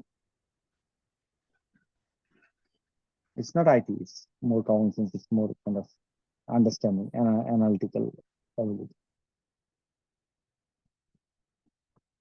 আচ্ছা, সাধারণত প্রবলেম আমরা যখন বলি, যে কোনো একটা প্রবলেম আমরা আগেও আলোচনা করেছিলাম, problem is an outcome, problem is an outcome of something being wrong inside. ঠিক একটা অসুস্থতার, যে কোনো একটা অসুখের, একটা ইনফেকশনের আউটকাম যেমন জ্বর হতে পারে, ভমিটিং হতে পারে, রাইট? মাথা ব্যথা হতে পারে। মাথা ব্যথা, জ্বর, ভমিটিং, মাথা ঘুরছে, these are mostly symptoms which we see as problems. ইনফরমেশন সিস্টেমেরও স্লো চলছে, that's a problem. But slow চলাটা পিছনে রিজনটা যদি আমি কারেক্ট করতে না পারি, আমি যদি জানতে না পারি, I will never be able to correct the slowness, the problem, right? So corrective মেজারের আন্ডারে এখানে পড়ছে যে প্রবলেম ইয়েতে identify the cause of a problem, অর্থাৎ প্রবলেমের কজটা আইডেন্টিফাই করা ইজ এ কারেক্টিভ মেজার। কারণ কজটা আইডেন্টিফাই করলে আমি আসলে প্রবলেমটাকে চিরতরে অ্যাড্রেস করতে পারবো, প্রপারলি অ্যাড্রেস করতে পারবো।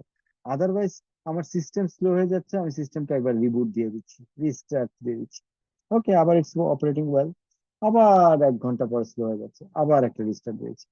ইট is not solving the problem until I identify the root of the problem, root cause. যখন আমি দেখতে পেলাম যে সিস্টেম স্লো হয়ে যাচ্ছে বিকজ আমার সিস্টেমটা ওভারহিটেড হয়ে যাচ্ছে, ওভারহিটেড হয়ে যাচ্ছে কারণ এর ভিতরে যে ফ্যান আছে ফ্যানটা চলতেছে না, hardware problem. Until I detect that the fan is a problem for the slowness, reason for the slowness, তাইলে আমি কখনোই স্লোনেসটা আমি কারেক্ট করতে পারবো না। তো এখানে কারেকশনে একটা বড় অংশ হচ্ছে কি, কারেক্টিভ মেজার একটা বড় অংশ হচ্ছে কি identifying the root cause of the problem. That's why this is here, otherwise এটা ডিটেকশনের মতো মনে হচ্ছে।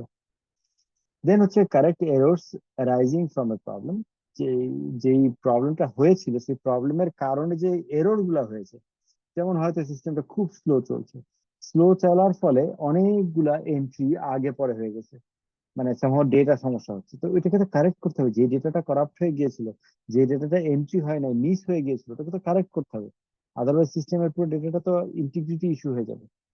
সো ওটাকে কারেক্ট করা, এরর যেগুলো প্রবলেম থেকে অ্যারাইজ করেছিল সেটাকে কারেক্ট করা। Modify the processing system to modify the processing system to minimise future occurrence, অর্থাৎ যেটা আমার রুট কজ আমি অ্যানালাইসিস করলাম বা রুট কজটা আমি আইডেন্টিফাই করলাম, ওটাকে মডিফাই করা, কারেক্ট করা, সো দ্যাট ফিউচারে যাতে এটা অ্যারাইজ না করে। এক্সাম্পল হিসেবে যেমন হচ্ছে গিয়ে কন্টিনিউইটি প্ল্যান, যেটা আমরা বিজনেস কন্টিনিউইটি প্ল্যান, যেখানে আমরা বলছি কন্টিনজেন্সি বা continuity of operational planning, that is business continuity plan টাইপের যে কোনো ধরনের প্ল্যান। এটা কি করে, কারেক্ট করে। কারেক্ট মানে কি, আবার যদি ডিজাস্টার হয়, ইটস নট যে শুধু প্রিভেন্ট করছে ডিজাস্টার, ডিজাস্টার তো আমি প্রিভেন্ট করতে পারি না, আবার ডিটেক্ট করলাম, নট এনাফ, আমার কারেক্ট করতে হবে, অর্থাৎ এটাকে যাতে ইম্প্যাক্টটা মিনিমাইজ করে। বাম পাশের প্রথম লাইনটাই কারেক্টিভে, minimize the impact of threat. So ইম্প্যাক্টটা যাতে মিনিমাইজ করে সে কারণে আমরা বিসিপি করি।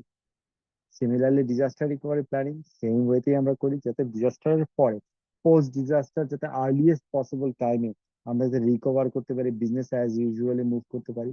So that involves the disaster recovery, that is involved in disaster recovery planning as an objective.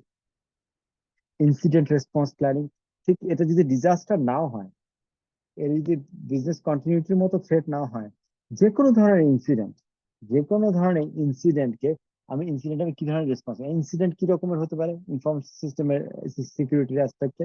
Incident হতে পারে সে, এই যে আমরা পাসওয়ার্ডের এক্সাম্পল দিয়েছিলাম, অ্যাডমিনিস্ট্রেটরের পাসওয়ার্ড, ওখানে একটা ইনসিডেন্ট হয়েছে হচ্ছে গিয়ে prolonged absence of the system administrator, prolonged absence or unplanned absence of the system administrator is an incident. নাও এইটাকে আমি রেসপন্স করব কি করে, সেটা প্ল্যান আগে থেকে করে রেখেছি। একটা এনভেলপে পাসওয়ার্ড গুলো থাকবে যেটা সিল থাকবে, যেটা তার প্রলংড অ্যাবসেন্সে, একদম কমপ্লিট আনঅ্যাভেলেবিলিটিতে ইমার্জেন্সি ক্ষেত্রে ছিঁড়ে ইউজ করা হবে। That's a response, and that's a response planning. So that's an incident response, it's not a disaster. Okay, this is incident response planning. ঠিক সেরকম ইনসিডেন্ট হতে পারে যে হঠাৎ করে আমাদের ইমার্জেন্সি চেঞ্জ করা লাগবে কোনো সিস্টেমে। ইমার্জেন্সি চেঞ্জের জন্য there is a process call EMOC, emergency management of change. সেটাও একটা ইনসিডেন্ট রেসপন্স প্ল্যানিং, অর্থাৎ এই ধরনের রিকোয়ারমেন্ট যদি হঠাৎ এসে পড়ে, তাহলে আমি কিভাবে রেসপন্ড করব, সেটা আমি অ্যাকশনটা কিভাবে নেব। তার মানে হচ্ছে কি, এটা হচ্ছে সেই টাইপের প্ল্যানিং। যদি এটা ডিজাস্টার রিলেটেড হতো তাহলে এটাকে আমরা বিসিপি বলতাম, ডিআরপি বলতাম। এটা ডিজাস্টার রিলেটেড না, এটা যে কোনো ইভেন্ট রিলেটেড, সেখানে আমরা বলছি এটাকে incident response planning. So this also is a corrective measure because this minimizes the impact of the risks. Backup procedure, definitely it can be included within the BCP DRP, it can be excluded. BCP DRP কোথাও না থাকলেও আমার backup procedure টা itself is about minimizing the impact.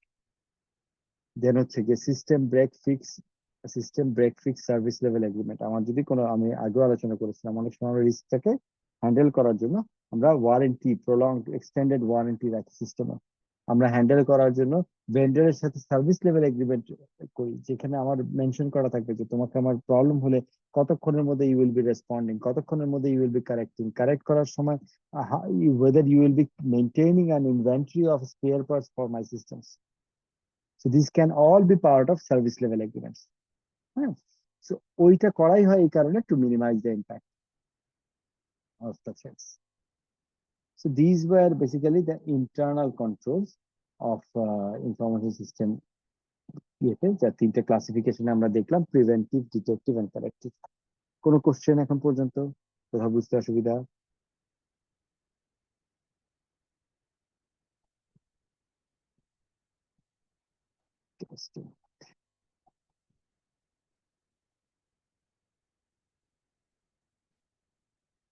ওকে,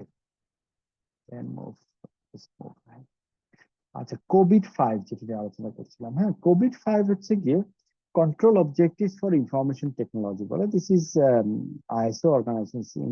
এটা হচ্ছে গিয়ে ISO অর্গানাইজেশনের একটা ফ্রেমওয়ার্ক। আইএসও অর্গানাইজেশন ডেভেলপ একটা ফ্রেমওয়ার্ক, যে ফ্রেমওয়ার্কটা is very popular in terms of maintaining as a checklist. আপনি বলতে পারেন, আমরা চিন্তা করতে পারি অ্যাজ এ চেকলিস্ট, কি করে ইনশিওর করা যায় যে ইনফরমেশন সিস্টেমটা, টোটাল ইনফরমেশন টেকনোলজিটা একটা organisation is kind of overseen to maintain, with the objective to maintain the standards of security standards এবং কন্ট্রোল গুলাকে মেনটেন করার জন্য।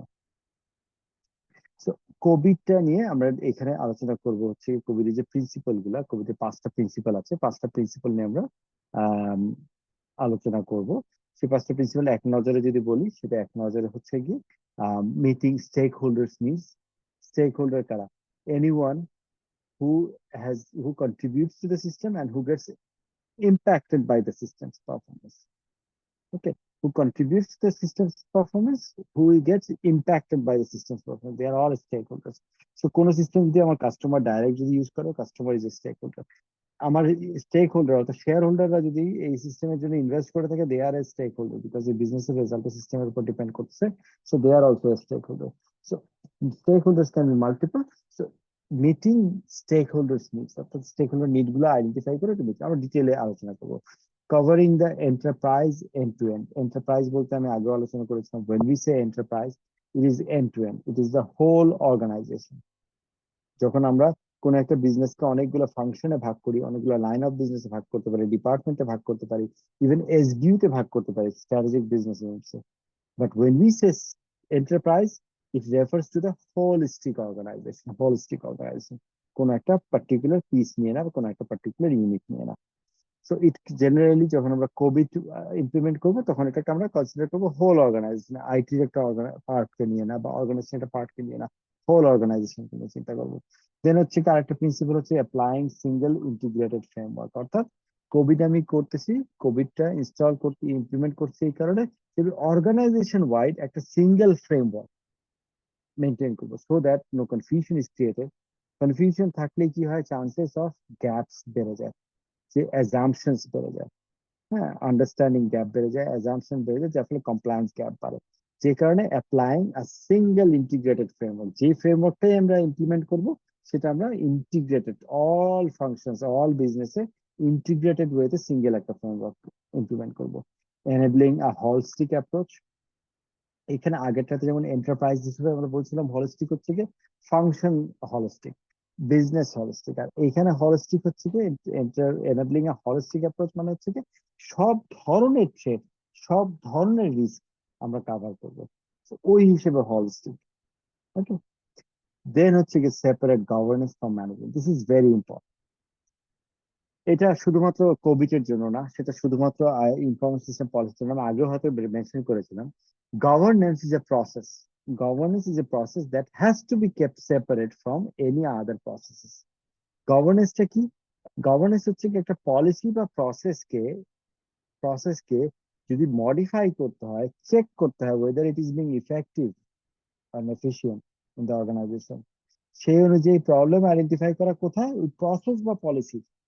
ইটস নট, যদি আমার আইটি সিকিউরিটি পলিসি হয়, governance process for IT security মানে এই না যে গভর্নেন্স প্রসেস বা policy will involve in detecting a anomaly, rather it will be involving in detecting an anomaly in the policy itself or the process itself. So policy এবং প্রসেসের problem নিয়ে আলোচনা করা, প্রবলেম নিয়ে আইডেন্টিফাই করা, সেটাকে mitigate করা, সেটাকে পিরিয়ডিক্যালি রিভিউ করা, এই যে প্রসেসটা, সেটাকে আমরা বলেছি গভর্নেন্স প্রসেস।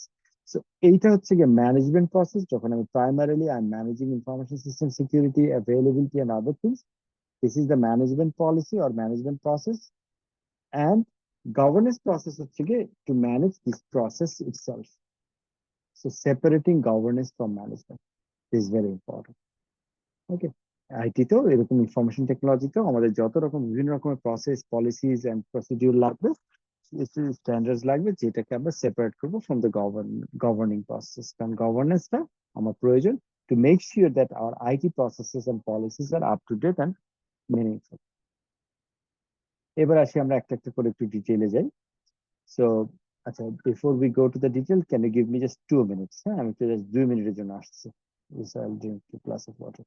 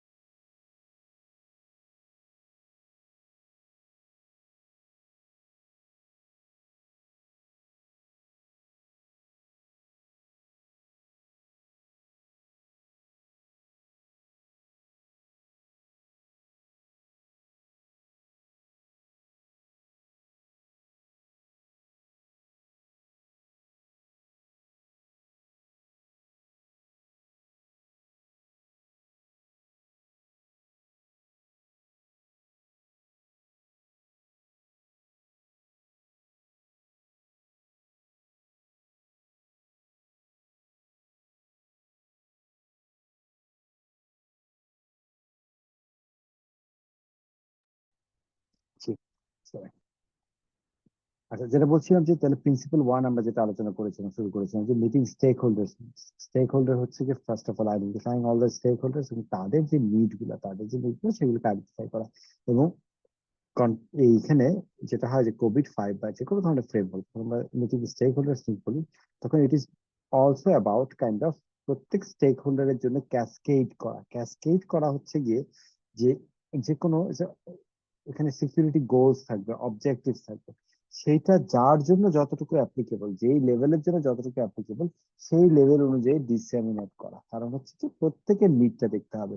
আমরা অনেক সময় কি হয়, অর্গানাইজেশনে যে কোনো একটা হয়তো ফ্রেমওয়ার্ক অ্যাপ্লাই করছে, যে কোনো নিড অ্যাপ্লাই করছে, আমরা শুধু ব্রডার যে নিডটা, যেটা কিনা হয়তো লিডারের জন্য একদম top of a particular department, head of a particular department, তার যে নিডটা বা ওই ডিপার্টমেন্টের যে অবজেক্টিভ, ওইটুকুকে শুধু নজরে দিচ্ছি। বাট ওই অবজেক্টিভে আসার জন্য তার যে মিড ম্যানেজমেন্টে যেই রোল গুলো আছে, সেই রোল গুলাতে আসলে কি কি ধরনের জিনিস খেয়াল রাখলে আমার টপ লেভেলে ওটা অ্যাচিভ হবে, সেইটার দিকে নজর দিচ্ছি না, শুধু টপ লেভেলের অবজেক্টিভটার দিকে নজর দিচ্ছি। সে কথার কথা, আমি যদি একটা, এটা পুরোপুরি নন আইটি জায়গায় যাচ্ছে, তো এক্সাম্পলটা আমি অ্যানালজিটা দিচ্ছি, একদম নন আইটি একটা এক্সাম্পল দিয়ে অ্যানালজি দিচ্ছি, তুলনা করছি।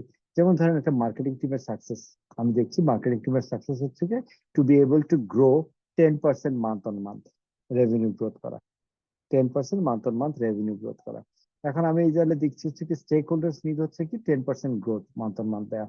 সুতরাং 10% গ্রোথ দেওয়ার জন্য আমি আমার পক্ষ থেকে কিছু কন্ট্রোল অবজেক্টিভ কিছু জিনিস করে দিচ্ছি 10%টা মেজার করার জন্য, সত্যি করার জন্য। But what is missing here, যে ওই মার্কেটিং টিমের হয়তো ভিতরে there are 3 wings.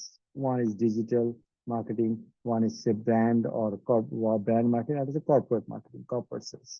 So এই যে তিনটা ইউনিট, ভিতরে যে তিনটা ইউনিট, এই 10% what does it mean for the corporate sales, what does it mean for working customers, what does it mean for digital sales?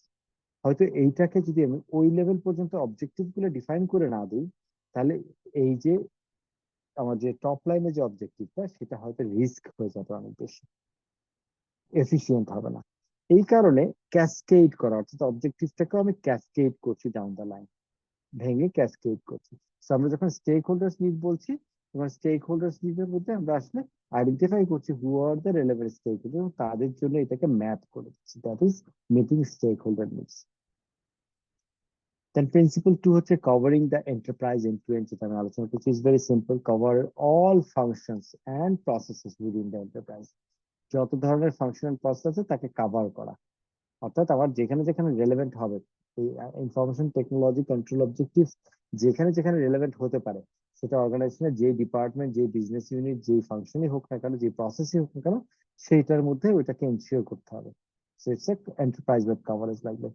Consider all IT related governance and management enablers to be enterprise wide and end to end। একই কথা, আমার IT related এনেবলার্স যা হবে, অর্থাৎ আমার এই প্রসেসের মধ্যে এই কোভিড কন্ট্রোল অবজেক্টিভে যত রকমের আইটি এনেবলার্স আছে, অর্থাৎ সফটওয়্যার আছে, হার্ডওয়্যার আছে, সেটা এন্টারপ্রাইজ ওয়াইড যেখানে যেখানে ইউজ হচ্ছে সেটা পুরাটাই আমার স্কোপের ভিতরে আসবে। Principal 3, applying a single integrated framework. So এই জায়গায় হচ্ছে গিয়ে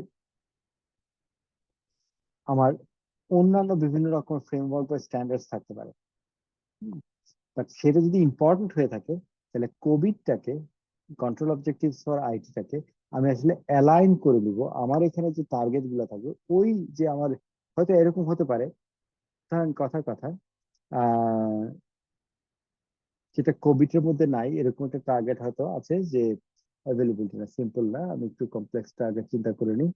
আহ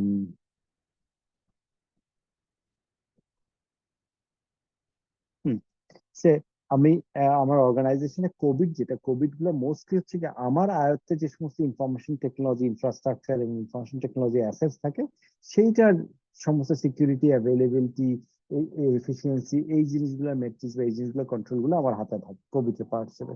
সেখানে আমার সিকিউরিটির কিছু টার্গেট দেওয়া আছে, যেমন সিকিউরিটি টার্গেট হচ্ছে গিয়ে যে এইটা confidential role base security maintain করা হবে, এটা কোনোভাবেই যাক সবাইকে সব অ্যাক্সেস দেওয়া যাবে না, এরকম কনফিডেন্সিয়ালিটি মেনটেন করতে হবে। There are certain security objectives.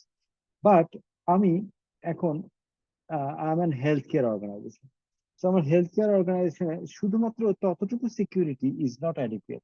দেখা যাচ্ছে আমার ডেটা যেখানে স্টোর করব সেটা আমার হিপা কমপ্লায়েন্ট হইতে হবে, HIPPA, this is another compliance standard, একটা ফ্রেমওয়ার্ক, হিপা কমপ্লায়েন্ট হতে হবে।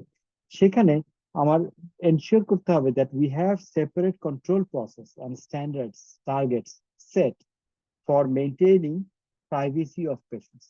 তাদের যাতে আমার কোনো পেশেন্টের ক্লিনিক্যাল ডেটা যাতে কোথাও কারোর সাথে শেয়ার না হয়, একজন পেশেন্টের যাতে আরেকজন দেখতে না পারে, বা এমব্রিয়নে কোনো ইন্ডিভিজুয়াল যাতে পেশেন্টের ডেটা দেখতে না পারে, দ্যাটস এ রিকোয়ারমেন্ট। আমি যদি এটা থেকে কোনো অ্যানালাইসিস বা ডেটা অ্যানালাইসিস করতে চাই, তাহলে সেটাকে অ্যানোনিমাইজড করতে হবে, অর্থাৎ পেশেন্টের নাম থাকা যাবে না। So these R specific requirement for health care industry, যেটা হয়তো কোভিডে আমি যে রেগুলার ফ্রেমওয়ার্কটা ফলো করি তার মধ্যে included. So what we will do, আমার এখানে যে কোভিডের যে কনফিডেন্সিয়াল অবজেক্টিভ থাকবে সেটার সাথে, যেহেতু আমাকে এটা এই অর্গানাইজেশনে মেনটেন করতে হবে, আমি হিপা কমপ্লায়েন্সটা এটার সাথে ইন্টিগ্রেট করে দেবো, অ্যালাইন করে দেবো। তাতে কি হবে, আমি অর্গানাইজেশন ওয়াইড একটা সেম ফ্রেমওয়ার্ক ইস্যু করবো। আমাকে কেউ এভাবে বলবে না যে ঠিক আছে আমি কোভিড কমপ্লায়েন্ট কিন্তু হিপা কমপ্লায়েন্ট না, আমি তো একটা কমপ্লায়েন্ট, আমি তো কমপ্লায়েন্ট হিসেবে ডিপার্টমেন্ট চালাচ্ছি। So there will be no scope for that, because both are merge, একটা সিঙ্গেল ফ্রেমওয়ার্কে নিয়ে আসছি। That is the benefit of becoming a single framework governance. বোঝা গেছে এখন পর্যন্ত এই তিনটা প্রিন্সিপালের কোনো কোশ্চেন, বুঝতে অসুবিধা কোথাও? আমি জাস্ট আলোচনা করে যাচ্ছি, এগুলি পড়তে হবে আপনাদের বই থেকে আলটিমেটলি, কিন্তু আলোচনা করলে basically it will help you to understand and remember things for the exam better. Okay, let's move. Principle 4 ছিল হচ্ছে enabling a holistic approach, যেখানে আমরা বলছিলাম যে এই জায়গায় আমরা যেমন বলেছি হচ্ছে গিয়ে এথিক্যাল ফ্রেমওয়ার্ক, হ্যাঁ প্রিন্সিপাল 2 তে বলছিলাম হচ্ছে কি enterprise wise end to end, আর এই হোলিস্টিক হচ্ছে কি আমি যেটা বলছিলাম যে সবকিছু কভার করা লাগবে, অর্থাৎ আমি কোনো component of the control process আমি আসলে ইগনোর করবো না। যেমন COVID-5 takes into account several interacting components, এখানে হোলিস্টিক বলতে উইদিন দ্য কম্পোনেন্ট, আগের হোলিস্টিক ছিল হচ্ছে কি এন্টারপ্রাইজ ওয়াইড হোলিস্টিক, বিভিন্ন ফাংশন। সো কম্পোনেন্ট গুলা যেন আমাদের এই জিনিসগুলো সব কভার হয় এই কন্ট্রোল প্রসেসের মধ্যে। যেমন হচ্ছে প্রিন্সিপালস, পলিসিস এন্ড ফ্রেমওয়ার্কস, অর্থাৎ পলিসি গুলা কি, মেইন অ্যাজাম্পশন গুলা বা মেইন কনসিডারেশন গুলা কি, এবং কোনো ফ্রেমওয়ার্ক যদি এর ভিতরে থাকে, কোনো সাব ফ্রেমওয়ার্ক যদি এটার ভিতরে থাকে, সেটা যেন কভার হয়। যত প্রসেসেস ইনভলভ থাকবে সেই প্রসেস গুলো যেন কভার হয়, সেই প্রসেসের মধ্যে আমার কন্ট্রোল অবজেক্টিভ গুলো আইডেন্টিফাইড আছে কিনা, যেগুলো আমি মেজার করবো। উদ্দেশ্য কি, কোভিড ইমপ্লিমেন্ট করার উদ্দেশ্য হচ্ছে কি, মেজারেবল কিছু কন্ট্রোল অবজেক্টিভ ইমপ্লিমেন্ট করা, যাতে আমি মেজার করে দেখতে পারি whether we are on track or not. So organisational structure, এটাকে সাপোর্ট করার জন্য যে অর্গানাইজেশনাল স্ট্রাকচার থাকার কথা, আমার টোটাল কন্ট্রোল এনশিওর করার জন্য, সিকিউরিটি এনশিওর করার জন্য, অ্যাভেলেবিলিটি এনশিওর করার জন্য, সেই অর্গানাইজেশনাল স্ট্রাকচার আছে কিনা সেই জাতীয় নজরে থাকতে হবে, সেটা কভার করতে হবে। কালচার, এথিক্স এন্ড বিহেভিয়ার, এইটা কভার করা একটু টাফ, বাট হতে পারে যে it's certain activities that drives intent in the organization, that becomes a culture of the organization, that becomes a behavior of the organization. Like, say আমার objective হচ্ছে গিয়ে যে password has to be changed every month and password cannot be shared with each other. Now এটা একটা behavior and culture of an organization. এখন এই জিনিসটা আমার কোভিড আসলে ওটাকে সাপোর্ট করতেছে কিনা টু এস্টাবলিশ, সেইটা দেখাটা ইজ ইম্পর্টেন্ট। এটাকে একটা বিহেভিয়ারে অভ্যস্ত, বিহেভিয়ারে আনার জন্য আমি এমন কিছু check and balance, control, check and balance, awareness event হচ্ছে কিনা, এই যে জিনিসপত্র যদি কন্ট্রোল অবজেক্টিভস এর মধ্যে দিয়ে রাখি, তাহলে it drives a culture and ethical behaviour. So that ওয়েতে ইট ইজ রেলেভেন্ট। ইনফরমেশন, এই related information, security related information যা কিছু আছে, অপারেশন রিলেটেড ইনফরমেশন, তা আসলে কভার্ড হচ্ছে কিনা কোভিড এর মধ্যে। Then the services, infrastructure and application, definitely these are the basic assets of information systems. So এগুলো তো হবেই। People, skill and competencies, অর্থাৎ ওই যে আমরা একটা আলোচনা করেছিলাম যে প্রিভেনশনে, যে কোয়ালিফাইড কম্পিটেন্ট রিসোর্স এঙ্গেজ করা, সো এটা কি একটা কন্ট্রোল প্রসেস। সো ওই অ্যাঙ্গেলেও আমার পিপল, স্কিল এন্ড কম্পিটেন্সিস, এইটা আসলে এনশিওর করা হচ্ছে কিনা, কোভিড চেক পয়েন্ট দিয়ে এটা টেস্ট করা হচ্ছে কিনা, মেজারেবল করা হচ্ছে কিনা, that is a principal. So enabling a holistic approach যখন বলছি, তখন হচ্ছে কি এই দেখেন নজরটা সব দিকে যাচ্ছে কিনা, সেটা হচ্ছে কি একটা প্রিন্সিপাল অফ কোভিড-5। দেন কামস হচ্ছে গিয়ে সেপারেটিং গভর্নেন্স ফ্রম ম্যানেজমেন্ট। কোভিড-5, কোভিড-5 হবে, সরি, এস না, COVID-5's view on key distinction between governance and management is, governance হচ্ছে গিয়ে stakeholders needs, conditions and options. Okay, governance হচ্ছে গিয়ে সাধারণত কি, আমরা যখন ম্যানেজমেন্ট হচ্ছে ওই প্রসেস গুলো, ওই পলিসি গুলো, প্রথমে ম্যানেজমেন্ট যদি বলি যে প্ল্যানস, প্রথমে ম্যানেজমেন্ট আলোচনা করে প্ল্যানস, বিলস, রানস, মনিটরস, অ্যাক্টিভিটিস, সেটা হচ্ছে রেগুলার অপারেশন, সেগুলো হচ্ছে কি ম্যানেজমেন্ট। যে কোনো কিছু রেগুলার অপারেশন, রেগুলার আমার সিকিউরিটি চেক করা হচ্ছে কিনা, সেটা এনশিওর করা হচ্ছে কি ম্যানেজমেন্ট। আমার পাসওয়ার্ড 1 মাস পর পর চেঞ্জ হওয়ার কথা, সেটা এক্সিকিউট হচ্ছে কিনা, সেটা মনিটর করা হচ্ছে কি ম্যানেজমেন্ট। সেটাকে এনশিওর করা হচ্ছে, পাসওয়ার্ড এক্সপায়ার করে যাবে 1 মাস পর পর অটোমেটিক, সেটাকে হচ্ছে কি ম্যানেজমেন্ট। গভর্নেন্স হচ্ছে গিয়ে অন দা আদার হ্যান্ড, যে এই যে পাসওয়ার্ড 1 মাস পর পর চেঞ্জ হবে, এই জিনিসটা কি আমাদের আসলে নিডকে স্যাটিসফাই করছে কিনা, স্টেক হোল্ডার্স নিডকে স্যাটিসফাই করছে কিনা, নাকি এটা 15 দিন পর পরে এক্সপায়ার করা উচিত, চেঞ্জ করা উচিত। এই ডিসিশনটা নেওয়া is a governance decision.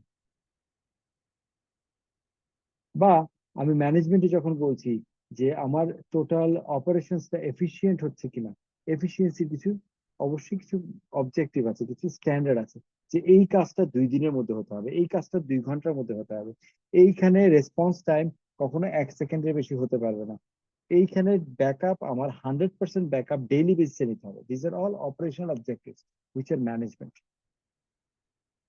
Governance হচ্ছে গিয়ে ডিটারমাইন করা যে অবজেক্টিভ গুলা আসলে আমার বিজনেসের অবজেক্টিভ কি, সেটা কি এই ধরনের ম্যানেজমেন্ট দ্বারা অ্যাচিভড কিনা। আমার বিজনেসের অবজেক্টিভ হচ্ছে গিয়ে আমার কোনো ডিজাস্টার সিচুয়েশনে আমি বড় জোর 1 দিনের ডেটা আমি টলারেট করতে পারবো লুজ করা, তাহলে আমার ডেইলি ব্যাকআপ ইজ নেসেসারি। আমি যদি এখন ম্যানেজমেন্ট প্রসেস যদি আমার থাকে যে প্রতি 3 দিনে একবার করে ব্যাকআপ হয়, that's not achieving the my objective, business objective. গভর্নেন্সের কাজ হচ্ছে কি ওইটা দেখা, যে ম্যানেজমেন্ট প্রসেস সেই অবজেক্টিভ, বিজনেস অবজেক্টিভ অ্যাচিভ করতে পারতেছে কিনা। তো সেই অনুযায়ী ডিরেকশন দেয়া, প্রায়োরিটাইজেশন করা, decision making, performance monitoring of the management process, এটা হচ্ছে গভর্নেন্স। এবং গভর্নেন্স সাধারণত করে কারা? বোর্ড অফ ডিরেক্টর এটার জন্য responsible. Board of director are not management. By the way, this is a general definition or categorization of governance and management. হ্যাঁ, এটা কিন্তু আরেকটা পয়েন্ট অফ ভিউ থেকে এখানে নিয়ে আসা, সেটা হচ্ছে which falls common for IT governance and management. সেটা কি, এইটা কিন্তু যে কোনো অর্গানাইজেশনের জন্য even regardless of information technology, না HR, না অন্য কোনো ফাংশন, যে কোনো ফাংশনের জন্য এই this is applicable. That is governance হচ্ছে গিয়ে বোর্ড অফ ডিরেক্টর দেখে যে আমার HR প্রসেসের, HR যে প্রসেস আছে সেখানে বলা আছে যে এমপ্লয়ীদের নোটিস পিরিয়ড থাকবে 2 মাসের কিংবা 1 মাসের। এখন গভর্নেন্স এর কাজ হচ্ছে, বোর্ড অফ ডিরেক্টরের কাজ হচ্ছে ডিসিশন নেওয়া, ইফ দে রিয়েলাইজ যে বিজনেসে খুব বড় লস হয়ে যায়, ক্রিটিক্যাল পজিশন গুলোতে মানুষ যদি 2 মাস সময় না দেয় রিজাইন দেওয়ার পরে, তাহলে বিজনেস লসে পড়ে যায়, প্রচন্ড রিস্কের মধ্যে পড়ে যায়। So there is a gap between the management process যেটা 1 মাস এখন রিকোয়ার করে and the requirement of the firm যে 2 মাস হলে ভালো হয়। তাহলে বোর্ড অফ ডিরেক্টর কি করবে? ম্যানেজমেন্টকে, যেটা সিইও লিড করতেছে, সিইও কে ইনস্ট্রাক্ট করবে, no, I think you should have a larger or a more better duration of notice period. তাহলে গভর্নেন্স ডিরেকশন দিচ্ছে, ডিসিশন দিচ্ছে, ম্যানেজমেন্ট ওটাকে এক্সিকিউট করছে in terms of revising the policy, in terms of revising the processes and execution of that. Okay, so it applies for IT and non-IT, any situation, governance and management. So management হচ্ছে গিয়ে plans, builds, runs, monitors activities, definitely we understand, aligned with the governance direction, অর্থাৎ direction যেরকম এসেছে সেইটার সাথে align করে আমরা management process গুলো চালাই। Generally the CEO is responsible. Chief Executive Officer is responsible for management. Board of Directors is responsible for governance and CEO is responsible for management. Board of Director অনেক ছোটখাটো company বা mid size কোম্পানিতে board of director দেখা যায় direct management involve হয়ে যায়, which is not ideal. Ideal হচ্ছে কি বোর্ড অফ ডিরেক্টর থাকবে। বোর্ড আপনি যদি জাস্ট পাবলিক লিমিটেড কোম্পানির কথা চিন্তা করেন, পাবলিক লিমিটেড একটা বোর্ড অফ ডিরেক্টর যারা থাকে, they never get engage in management, but they discuss in a board meeting যে ম্যানেজমেন্ট থেকে সাজেশন আসছে এগুলা, শেয়ার হোল্ডারদের দিক থেকে সাজেশন আসছে এগুলা, so what are the directions should be provide to the management. There is a beautiful separation of governance and management public company. But private কোম্পানিগুলোতে অনেক ক্ষেত্রে কি হয় যে board of director directly engage হয়ে যায় in terms of management, which is not an ideal scenario. Any question here? No sir.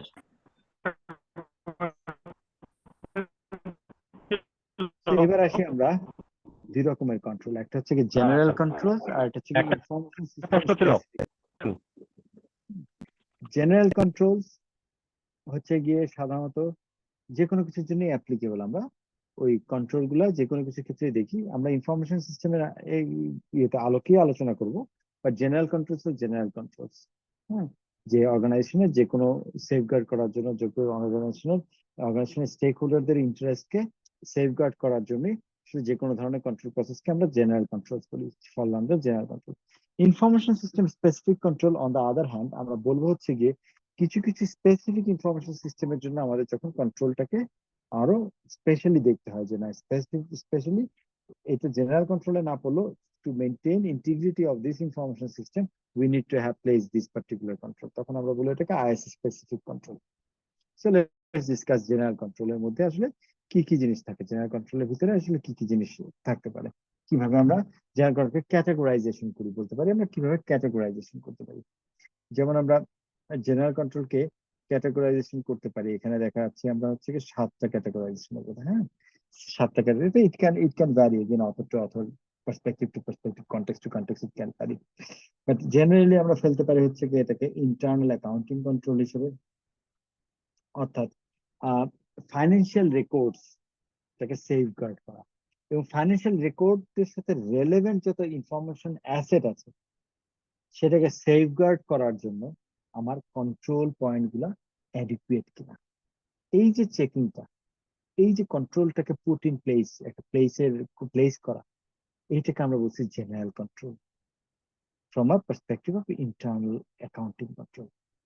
যে আমার ফাইন্যান্সিয়াল ইন্টিগ্রিটিটাকে ঠিক রাখার জন্য এইটার সাথে রেলেভেন্ট অ্যাসেট যা সবকটা মিলে আমরা দেখবো যে সেফগার্ড করছি কিনা, সেটা হচ্ছে internal accounting control under general control.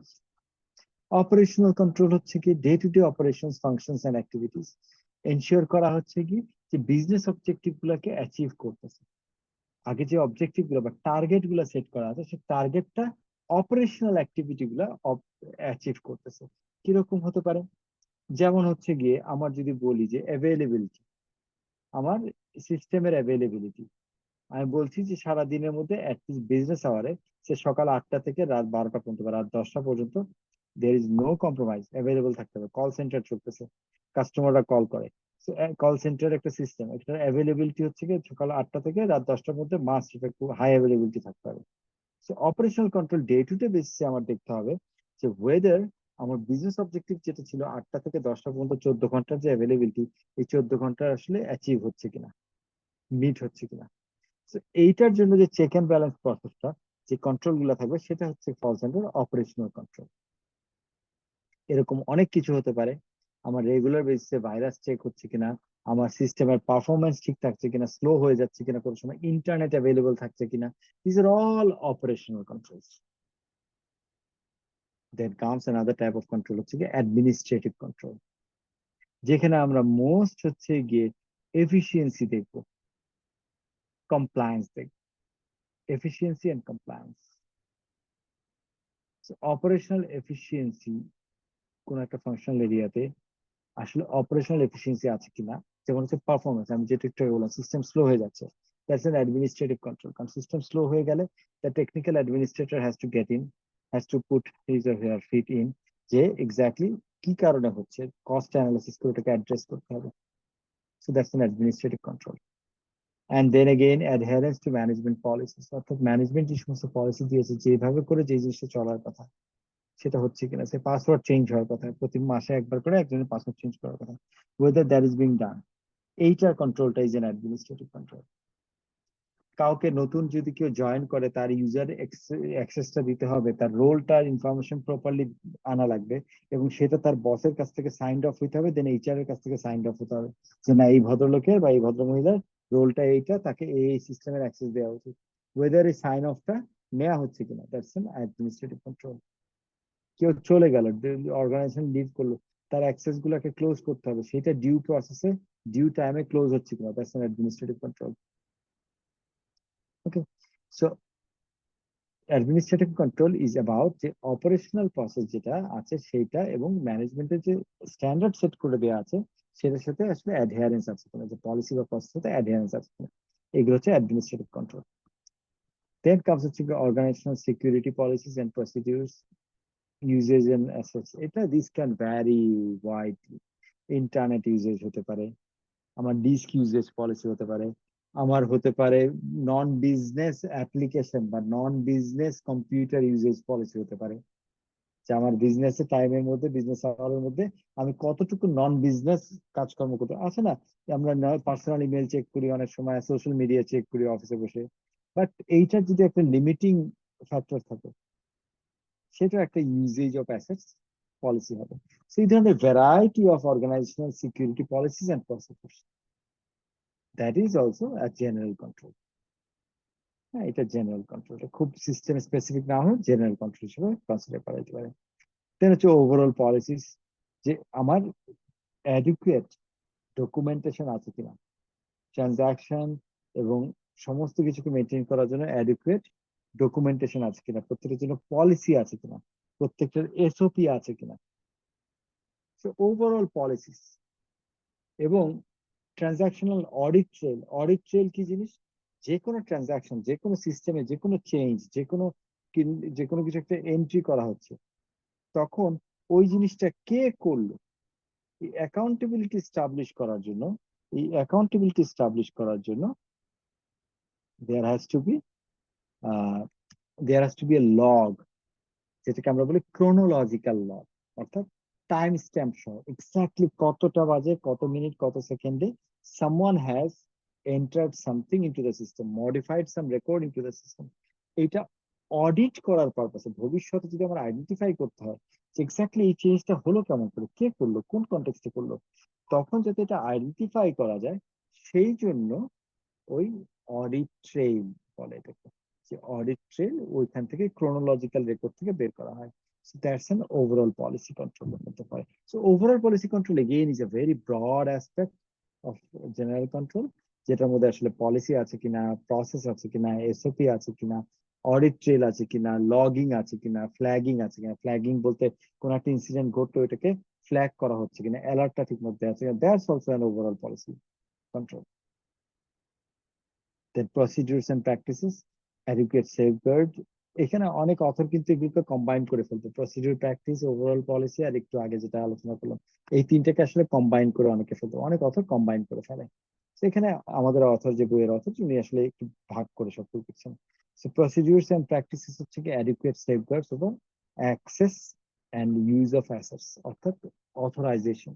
আমরা যেটা কনফিডেন্সিয়ালিটি পয়েন্ট অফ ভিউ থেকে যখন দেখবো, তখন হচ্ছে কি অ্যাক্সেসটা আসলে কন্ট্রোলড কিনা, which can again fall under overall policies, which could even fall under organizational security policies and procedures, which could even fall under administrative control.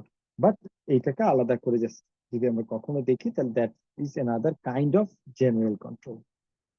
এটা কিন্তু এরকম না যে এই প্রত্যেকটা যে টাইপস অফ জেনারেল কন্ট্রোল আমরা আলোচনা করছি, these are not mutually exclusive. এটা মাথায় রাখতে হবে, these are not mutually exclusive. So there can be a lot of common actions, common elements falling in different perspectives of this general control. Then হচ্ছে কি general control physical and logical security policies, অর্থাৎ data centre, IT resources, server, যেগুলা এই জিনিসগুলোর physical access control অথবা logical access control, সেটা firewall দিয়ে বা অন্য যে কোনো কিছু দিয়ে, সেটা দিয়ে যত করার জন্য যে সিকিউরিটি পলিসিগুলো, সেই পলিসিগুলো ফলস আন্ডার জেনারেল কন্ট্রোল।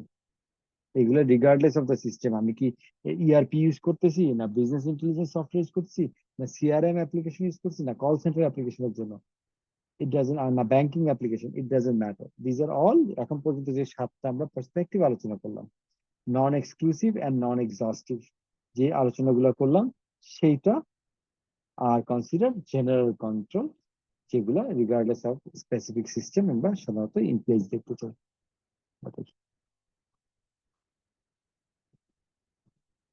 ওকে, কোনো কোশ্চেন? স্যার একটা প্রশ্ন ছিল। বলেন শরীফ।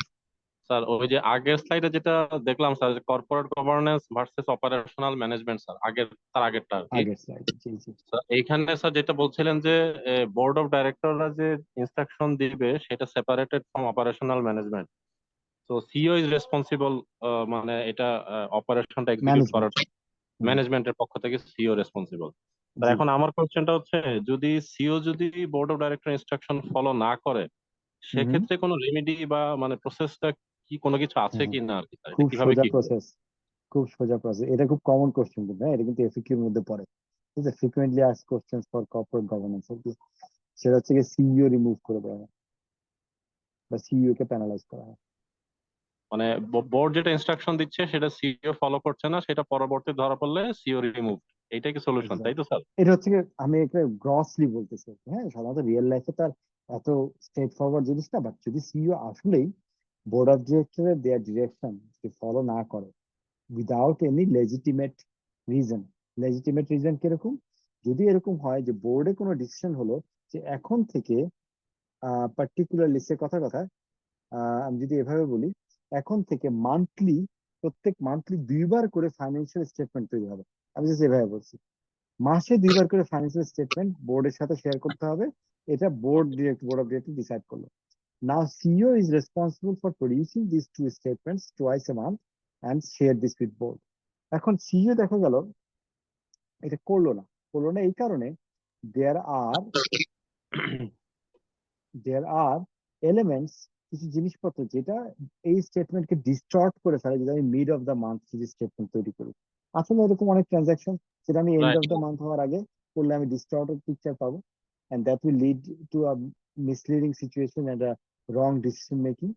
তো এই কারণে সিইও যখন এটাকে রিয়েল এক্সিকিউট করতে গেল তখন সে রিয়ালাইজ করলো। আদারওয়াইজ তো বোর্ড যখন ডিসিশন নেবে তখন সিইও এটা হাইলাইট করার কথা, তখন রেসপন্স করার কথা, বাট পরে রিয়ালাইজ করলো যে এরকম করলে সমস্যা হবে। তখন সে তার দায়িত্ব হচ্ছে কি, তার দায়িত্ব হচ্ছে কি বোর্ডকে অ্যাপ্রেজ করা। সে যদি বাই চান্স কমপ্লাই না করতে পারে তাহলে তার ইমিডিয়েট দায়িত্ব হচ্ছে বোর্ডকে অ্যাপ্রেজ করা, যে বোর্ডকে জানানো যে এই একটা মিনিটের বোর্ড অফ ডিরেক্টরের মিনিটস ছিল, 8 নম্বর মিনিটের আইটেম ছিল, এইটা এক্সিকিউট হবে, বাট এটা এক্সিকিউট করা যাচ্ছে না because of this consequences. So next board meeting এ এটাকে আমরা কাউন্টার প্রপোজাল দিব। But without doing so, appraise করা ছাড়া যদি বোর্ডের কোনো ইনস্ট্রাকশন সিইও যদি ফলো না করে, that's a disqualification of CEO for management. বুঝে গেছে? ওকে। জি জি, বুঝতে পারছি। এই ধরনের আমরা রিয়েল লাইফে আসলে অনেক সিচুয়েশন ফেস করি এরকম। হ্যাঁ, যেমন আমি যদি বলি যে অনেক সময় কি হয়, লিমিট অফ অথরিটি এলওএ বলে অর্গানাইজেশন, খুব common. Specially startup organisation গুলোতে খুব কমনলি দেখা যায়। সিইওরা বোঝে না, ম্যানেজমেন্ট এরা বোঝে না, বোর্ড ডিসাইড করে দিছে যে 4 লাখ টাকার উপরে কোনো single purchase will require boards approval. অনেক জায়গা থাকে যে 4 লাখ টাকার উপরে কোনো single payment will require board approval, এটা কিছু কন্ট্রোল প্রসেস। বাট বিজনেসের প্রয়োজনে দেখা গেলো 5 লাখ টাকার একটা পেমেন্ট করতে হচ্ছে এক জায়গায়, সিইও নিজেই করে নেন, এটা তো অপারেশনাল পেমেন্ট করে দিচ্ছে, বাট এই নন compliance can result in removal of the CEO যদি বোর্ড ওরকম ভাবে চায়। হ্যাঁ, সো বাট এটার ক্ষেত্রে যদি ইমার্জেন্সি ক্ষেত্রে করতে হতো তাহলে ইমার্জেন্সি বোর্ড মিটিং ডাকতে হতো, নয়তো বোর্ডের একটা গভর্নেন্স প্রসেস সেট করে রাখতে হতো যে ইমার্জেন্সি কেসে বোর্ড মিটিং ডাকতে হয়তো অনেক সময় লাগবে, বোর্ডের এই 3জন মেম্বার মিলে একটা বোর্ড কমিটি হবে, যে committee can give approval for exceptions, সেই ক্ষেত্রে দ্যাট ইজ কমপ্লায়েন্ট। সো এই মেকানিজম গুলো ম্যাচিউরড অর্গানাইজেশনে উই সি, আমরা দেখি এই ধরনের বিভিন্ন সিনারিও গুলোকে অ্যানালাইসিস করে এই মেকানিজম গুলো রেখে দেওয়া হয় যে how governance and management of work. Okay, এই কর্পোরেট গভর্নেন্স বা এগুলো খুব ইন্টারেস্টিং সাবজেক্ট, এগুলো এক একটা কিন্তু স্ট্রিম অফ স্টাডি। হ্যাঁ, এগুলো খুব মজার মজার নলেজ বেস, এগুলোর মধ্যে অনেক ডিটেইল আছে, অনেক ভাস্ট এরিয়া আছে। Okay, good, let's move to IS specific, information system specific controls. এইটাকে আসলে আমরা সাধারণত দেখি, সাধারণত যেটা হয় যে যে কোনো একটা ইনফরমেশন সিস্টেমকে কেন্দ্র করে সেইটার জন্য আমার কিছু কন্ট্রোল প্রসেস বা কন্ট্রোল অবজেক্টিভ সেট করা হয়, সেট করতে হয়। Especially if that information system is a large information system, is a high impact and significant information system, সেই ক্ষেত্রে আমার সাধারণত ওই ইনফরমেশন সিস্টেমের জন্য strategy and direction of the IT function, ওইটার ইনফরমেশন টেকনোলজি ফাংশনটা কিরকম হবে বা ওভারঅল আইটি ফাংশন কিভাবে চলবে, সেটার স্ট্র্যাটেজি এন্ড ডিরেকশনটা থাকে, যেটা কিনা অর্গানাইজেশনের অন্যান্য জিনিসের উপর ডিপেন্ডেন্ট না বা can't be considered as a general control. It can either be a set of information system, তার জন্য কন্ট্রোল, অথবা টোটাল ইনফরমেশন সিস্টেমস গুলোকে মাথায় রেখে এই আইটি অর্গানাইজেশনটার জন্য একটা ডিরেকশন বা স্ট্র্যাটেজি। যদি একটা অর্গানাইজেশনে কিরকম, আমি একটা এক্সাম্পল দিয়ে বলি, যদি একটা কোম্পানিতে ইআরপি ইউজ হয়, তাহলে ওই আইটি ফাংশনটার জন্য যে স্ট্র্যাটেজি বা ডিরেকশন থাকবে, যে অর্গানাইজেশনে ইআরপি ইউজ হয় না, ইআরপির মতো বড় সিস্টেম ইউজ হয় না, ওখানে ইউজ হচ্ছে গিয়ে হয় এটা ছোটখাটো কিছু ইনভয়েসিং সফটওয়্যার, ছোটখাটো কিছু ইন্টারনেটটাই মেইন জিনিস, তার আইটি অর্গানাইজেশন আইটি ফাংশনের জন্য strategy and direction will be different, তাই না? So, ওইটা তখন হয়ে যায় information system specific objectives for control. So strategy and direction of the IT function, that becomes specific for different হয় বিভিন্ন organization to organization, context to context, information system to information system. Then হচ্ছে general organization and management of the IT function, same applicable. যে general organization বলতে এখন IT অর্গানাইজেশনে কি কি থাকবে, সে কথা কথা একটা অর্গানাইজেশন আছে, যে অর্গানাইজেশনে ওকে এরকম জেনারেল কিছু ইনভয়েসিং সিস্টেম আছে, বিলিং সিস্টেম আছে, সার্ভিস ম্যানেজমেন্ট সিস্টেম আছে, হ্যাঁ, বুকিং সিস্টেম আছে, কল সেন্টার সিস্টেম আছে। এখন সেই সিস্টেম ভার্সেস আরেকটা অর্গানাইজেশন যেখানে ইআরপি তো আছেই, বড় বড় বিজনেস ইন্টেলিজেন্স সিস্টেম আছে যেখানে কিনা হিউজ পরিমাণ ডেটা প্রসেসিং হয়, আবার ডেটা সিস্টেম আছে যেখানে ডেটা মাইনিং করা হয়, ওয়্যার হাউজিং করা হয় ডেটা। এখন সিনারিও এতে আমি আগের যে অর্গানাইজেশন কথা বললাম ওখানে আমার ডেটা ইঞ্জিনিয়ারের কোনো প্রয়োজন নাই, এই রোলটারই কোনো প্রয়োজন নাই। বাট দ্য সিনারিও বি, যে পরের অর্গানাইজেশনটার কথা বললাম, ওখানে ডেটা ইঞ্জিনিয়ার ছাড়া চলবে না, ওখানে আমার বিজনেস অ্যানালিস্ট লাগবে, ডেটা ইঞ্জিনিয়ার লাগবে, যারা কিনা পাইথন, পাইথন বলে একটা ল্যাঙ্গুয়েজ আছে, পাইথনের কোডিং জানবে, টেকনোলজি জানবে, কিভাবে করে ডেটা হার্নেস করতে হয়, এসকিউএল জানবে, তাই না? So IT organization will depend on the requirement of the business, context to context vary করবে, সিস্টেম টু সিস্টেম ভ্যারি করবে। So management of IT functions again, যখন অর্গানাইজেশন ভ্যারি করবে, স্ট্রাকচার ভ্যারি করবে, তখন management of the IT function কিভাবে manage করা হবে IT ফাংশনটাকে, that will also have differences. So those will have control checkpoints, those will have control objectives, which will differ from scenario to scenario. Then access to IT resources, including data and programs. Okay, same way, কি করে business সেন্সিটিভিটির উপরে কি ধরনের system use করা হচ্ছে, তার আসলে technical background কি, কনটেক্সট কি, এইগুলোর উপরে বেস করে আমার access to IT resources. IT resources বলতে আইটি অ্যাসেটস, যে information asset, data asset, system asset, এই অ্যাসেট গুলা আমার রিসোর্সেস কিভাবে করে অ্যাক্সেস হবে, কিভাবে ইউজ হবে, এবং ডেটা অ্যান্ড প্রোগ্রামস গুলো কিভাবে ইউজ হবে, এই জিনিসগুলো ভ্যারি করবে। So, যেহেতু ভ্যারি করবে সেই অনুযায়ী তার কন্ট্রোল গুলো ভ্যারি করবে, জেনারেল কন্ট্রোল দিয়ে অ্যাডিকুয়েটলি চালানো যাবে না। Systems development methodologies and change control, definitely আমার সিস্টেম ডেভেলপমেন্ট মেথোডোলজি আমরা যখন এইচডিএলসি আলোচনা করেছিলাম ওখানে তো দুই ধরনের সিস্টেম, একটা ছিল আমরা বি স্পোক বলছিলাম যেখানে আমরা স্ক্র্যাচ থেকে ইন্টারনাল ডেভেলপ করছি, আর একটা থেকে আমি ভেন্ডর থেকে কিনে এনে এনহ্যান্স করে ইমপ্লিমেন্ট করতেছি।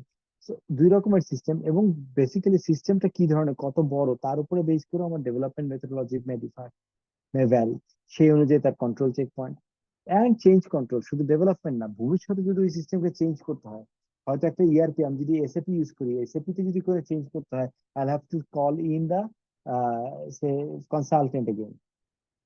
বাট সেটা যদি আমার একটা বিলিং সফটওয়্যার, ছোট বিলিং সফটওয়্যার কোনো চেঞ্জ করতে হয় যেটা ইনহাউস ডেভেলপ, বা ওয়েবসাইটে কোনো চেঞ্জ করতে হয়, maybe will be doing it ourselves within the internal. এবং সেইগুলোর জন্য কন্ট্রোল অবজেক্টিভ যদি আমার ভেন্ডর আনতে হয়, তাহলে সেখানে আমার কিছু কন্ট্রোল অবজেক্টিভ থাকবে, ভেন্ডরের রেপুটেশন, ভেন্ডরের ব্যাকগ্রাউন্ড, ভেন্ডরের কমিটমেন্ট, তার আমাকে আমাকে একটা জিনিস গ্যারান্টি দিবে, তার সাথে নেগোসিয়েশন, আমার এফোর্ট ট্র্যাকিং। তো will be the control check points, যেটা আমার ইন্টারনাল করতে গেলে not relevant. So these are ISS information system specific control হয়ে যাচ্ছে। Operational procedure again, system to system operation procedure definitely vary করতে পারে, তাই না? একটা ব্যাংকিং অ্যাপ্লিকেশন চলতেছে ভার্সেস একটা রিটেল অ্যাপ্লিকেশন চলতেছে, অর্থাৎ রিটেল সেলস ম্যানেজমেন্ট অ্যাপ্লিকেশন, একটা banking core banking application system, যেটা পার্ট হচ্ছে গিয়ে এটিএম ম্যানেজমেন্ট, যেটা পার্ট হচ্ছে মোবাইল ব্যাংকিং ম্যানেজমেন্ট। তো ওইগুলার যে অপারেশন প্রসিডিউর, আর একটা রিটেল শপের যে বিলিং সফটওয়্যার বা একটা সিস্টেম, বড় সিস্টেম চলছে, সেটার operation procedure will be different. তো সেই যখনই অপারেশন প্রসিডিউর ডিফারেন্ট হবে তখন কন্ট্রোলস ডিফারেন্ট হবে, কন্ট্রোল অবজেক্টিভ ডিফারেন্ট হবে। Systems programming and technical support functions, definitely এটা আগেও যেটা আলোচনা করেছি রেলেভেন্ট, যে তার আসলে প্রোগ্রামিং, তার প্রোগ্রামিং রিলেটেড যে কন্ট্রোল গুলা, প্রোগ্রামিং রিলেটেড যে অবজেক্টিভ গুলা, সেগুলো ডিফারেন্ট হবে, কন্ট্রোল অবজেক্টিভ। টেকনিক্যাল সাপোর্ট ফাংশনের পিপল, তার যে কন্ট্রোল অবজেক্টিভ, তার যে প্রসেস উইল বি ডিফারেন্ট। দেন হচ্ছে কোয়ালিটি অ্যাসুরেন্স প্রসিডিউর সেম, আমার সিস্টেম শুধু ডেভেলপমেন্ট করলেই হলো না, ইমপ্লিমেন্ট করলে হলো না, তার ইমপ্লিমেন্টেশনের আগে যে কোয়ালিটি অ্যাসুরেন্স হবে সেটাও আমার সিস্টেম টু সিস্টেম ভ্যারি করবে। সব সিস্টেমের কোয়ালিটি অ্যাসুরেন্স প্রসেস একরকম হবে না। কোথাও আমার দেখা যাবে চেক লিস্ট হচ্ছে কি 150 কোশ্চেনে 150 রকমের টেস্ট করে এটাকে আমার লাইভে নিতে হবে, কোথাও আমার 3টা টেস্ট করলেই হয়ে যাবে। So definitely that varies based on the size of the system, function of the system, sensitivity of the system, impact of the system. Physical access control, understandable, যে আমি কোনটাকে আসলে ফিজিক্যাল অ্যাক্সেস কন্ট্রোল আমার করতে হবে, কোনটা না করলেও চলে। সে আমার একটা সিস্টেম হচ্ছে কি যেটা আহ, যেটা কাজ করে হচ্ছে কি প্রিন্টিং ম্যানেজ করে, হ্যাঁ, প্রিন্টিং ম্যানেজ করে, অর্গানাইজার প্রিন্টিং ম্যানেজ করে, সব প্রিন্টার গুলো ওর সাথে কানেক্টেড। এখন ওইটাকে আমার কতটা ফিজিক্যালি সিকিউর করা প্রয়োজন ভার্সেস যেখানে আমার টোটাল ফাইন্যান্সিয়াল ডেটা থাকে সেটাকে সিকিউর করা প্রয়োজন। So definitely it will vary. based on information systems nature, context, and sensitivity. There's a business continuity plan, disaster recovery process. Definitely, when we read this, আমরা যখন এগুলো discuss করেছিলাম তখন আমরা কি করেছিলাম? আমরা ক্রিটিক্যাল বিজনেস গুলোকে আইডেন্টিফাই করেছিলাম। সেখানে তো ডিফারেন্স হয়ে যায় যে আমি বিসিপি করতেছি হচ্ছে for critical business segments, critical business operation, non critical গুলোর জন্য করছি না। That makes a difference first of all. Second thing হচ্ছে ইভেন ক্রিটিক্যাল গুলোর মধ্যে যে সিস্টেমটা হচ্ছে কি আমার 24/7 চলার কথা সেইটা ভার্সেস যেটা আমার শুধু ডে টাইমে চলার কথা সেইটা, দুইটার মধ্যে অবশ্যই process procedure importance and mitigation of risk differ করবে।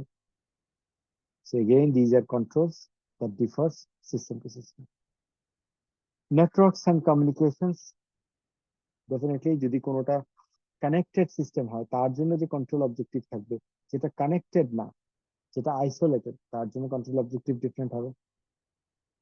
Database administration, definitely depending on the sensitivity, again একই রকম প্রোগ্রামিং যেরকম ঠিক database administration depending on the sensitivity of the system, size of the system, that will vary. Protective and detective mechanisms against internal and external attacks, definitely আমার সিস্টেমের উপর depend করে। এখন যদি সেটা কানেক্টেড সিস্টেম হয় তাহলে আমার প্রিভেন্টিভ সিস্টেমের মধ্যে এবং ডিটেকটিভ সিস্টেমের মধ্যে intrusion prevention, intrusion detection system লাগবে। যেটা আমার ডিসকানেক্টেড সিস্টেম, যেটা আমার আইসোলেটেড সিস্টেম, শুধু নিজের কোম্পানির ভিতরে কাজ করে, সেটার জন্য I will not that detection and prevention system, right? ঠিক সেরকম অনেক জিনিসের জন্য এরকম contextually this will be for. So this are all system specific controls, যেটা জেনারেল কন্ট্রোল দিয়ে পুরোপুরি কভার হয় না, বা জেনারেল কন্ট্রোলের মতো সবার জন্য ইকুয়ালি অ্যাপ্লিকেবল হয় না। So these were all kind of control objectives of information system. কোনো কোশ্চেন এখন পর্যন্ত বা বুঝতে অসুবিধা কোথাও?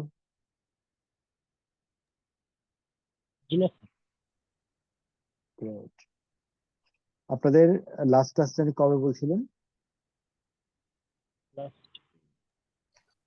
স্যার আমাদের তো পরীক্ষা কবে? এমনিতে 31 অক্টোবর পর্যন্ত ক্লাস দিচ্ছে স্যার। Okay, 31 অক্টোবর সময় আছে।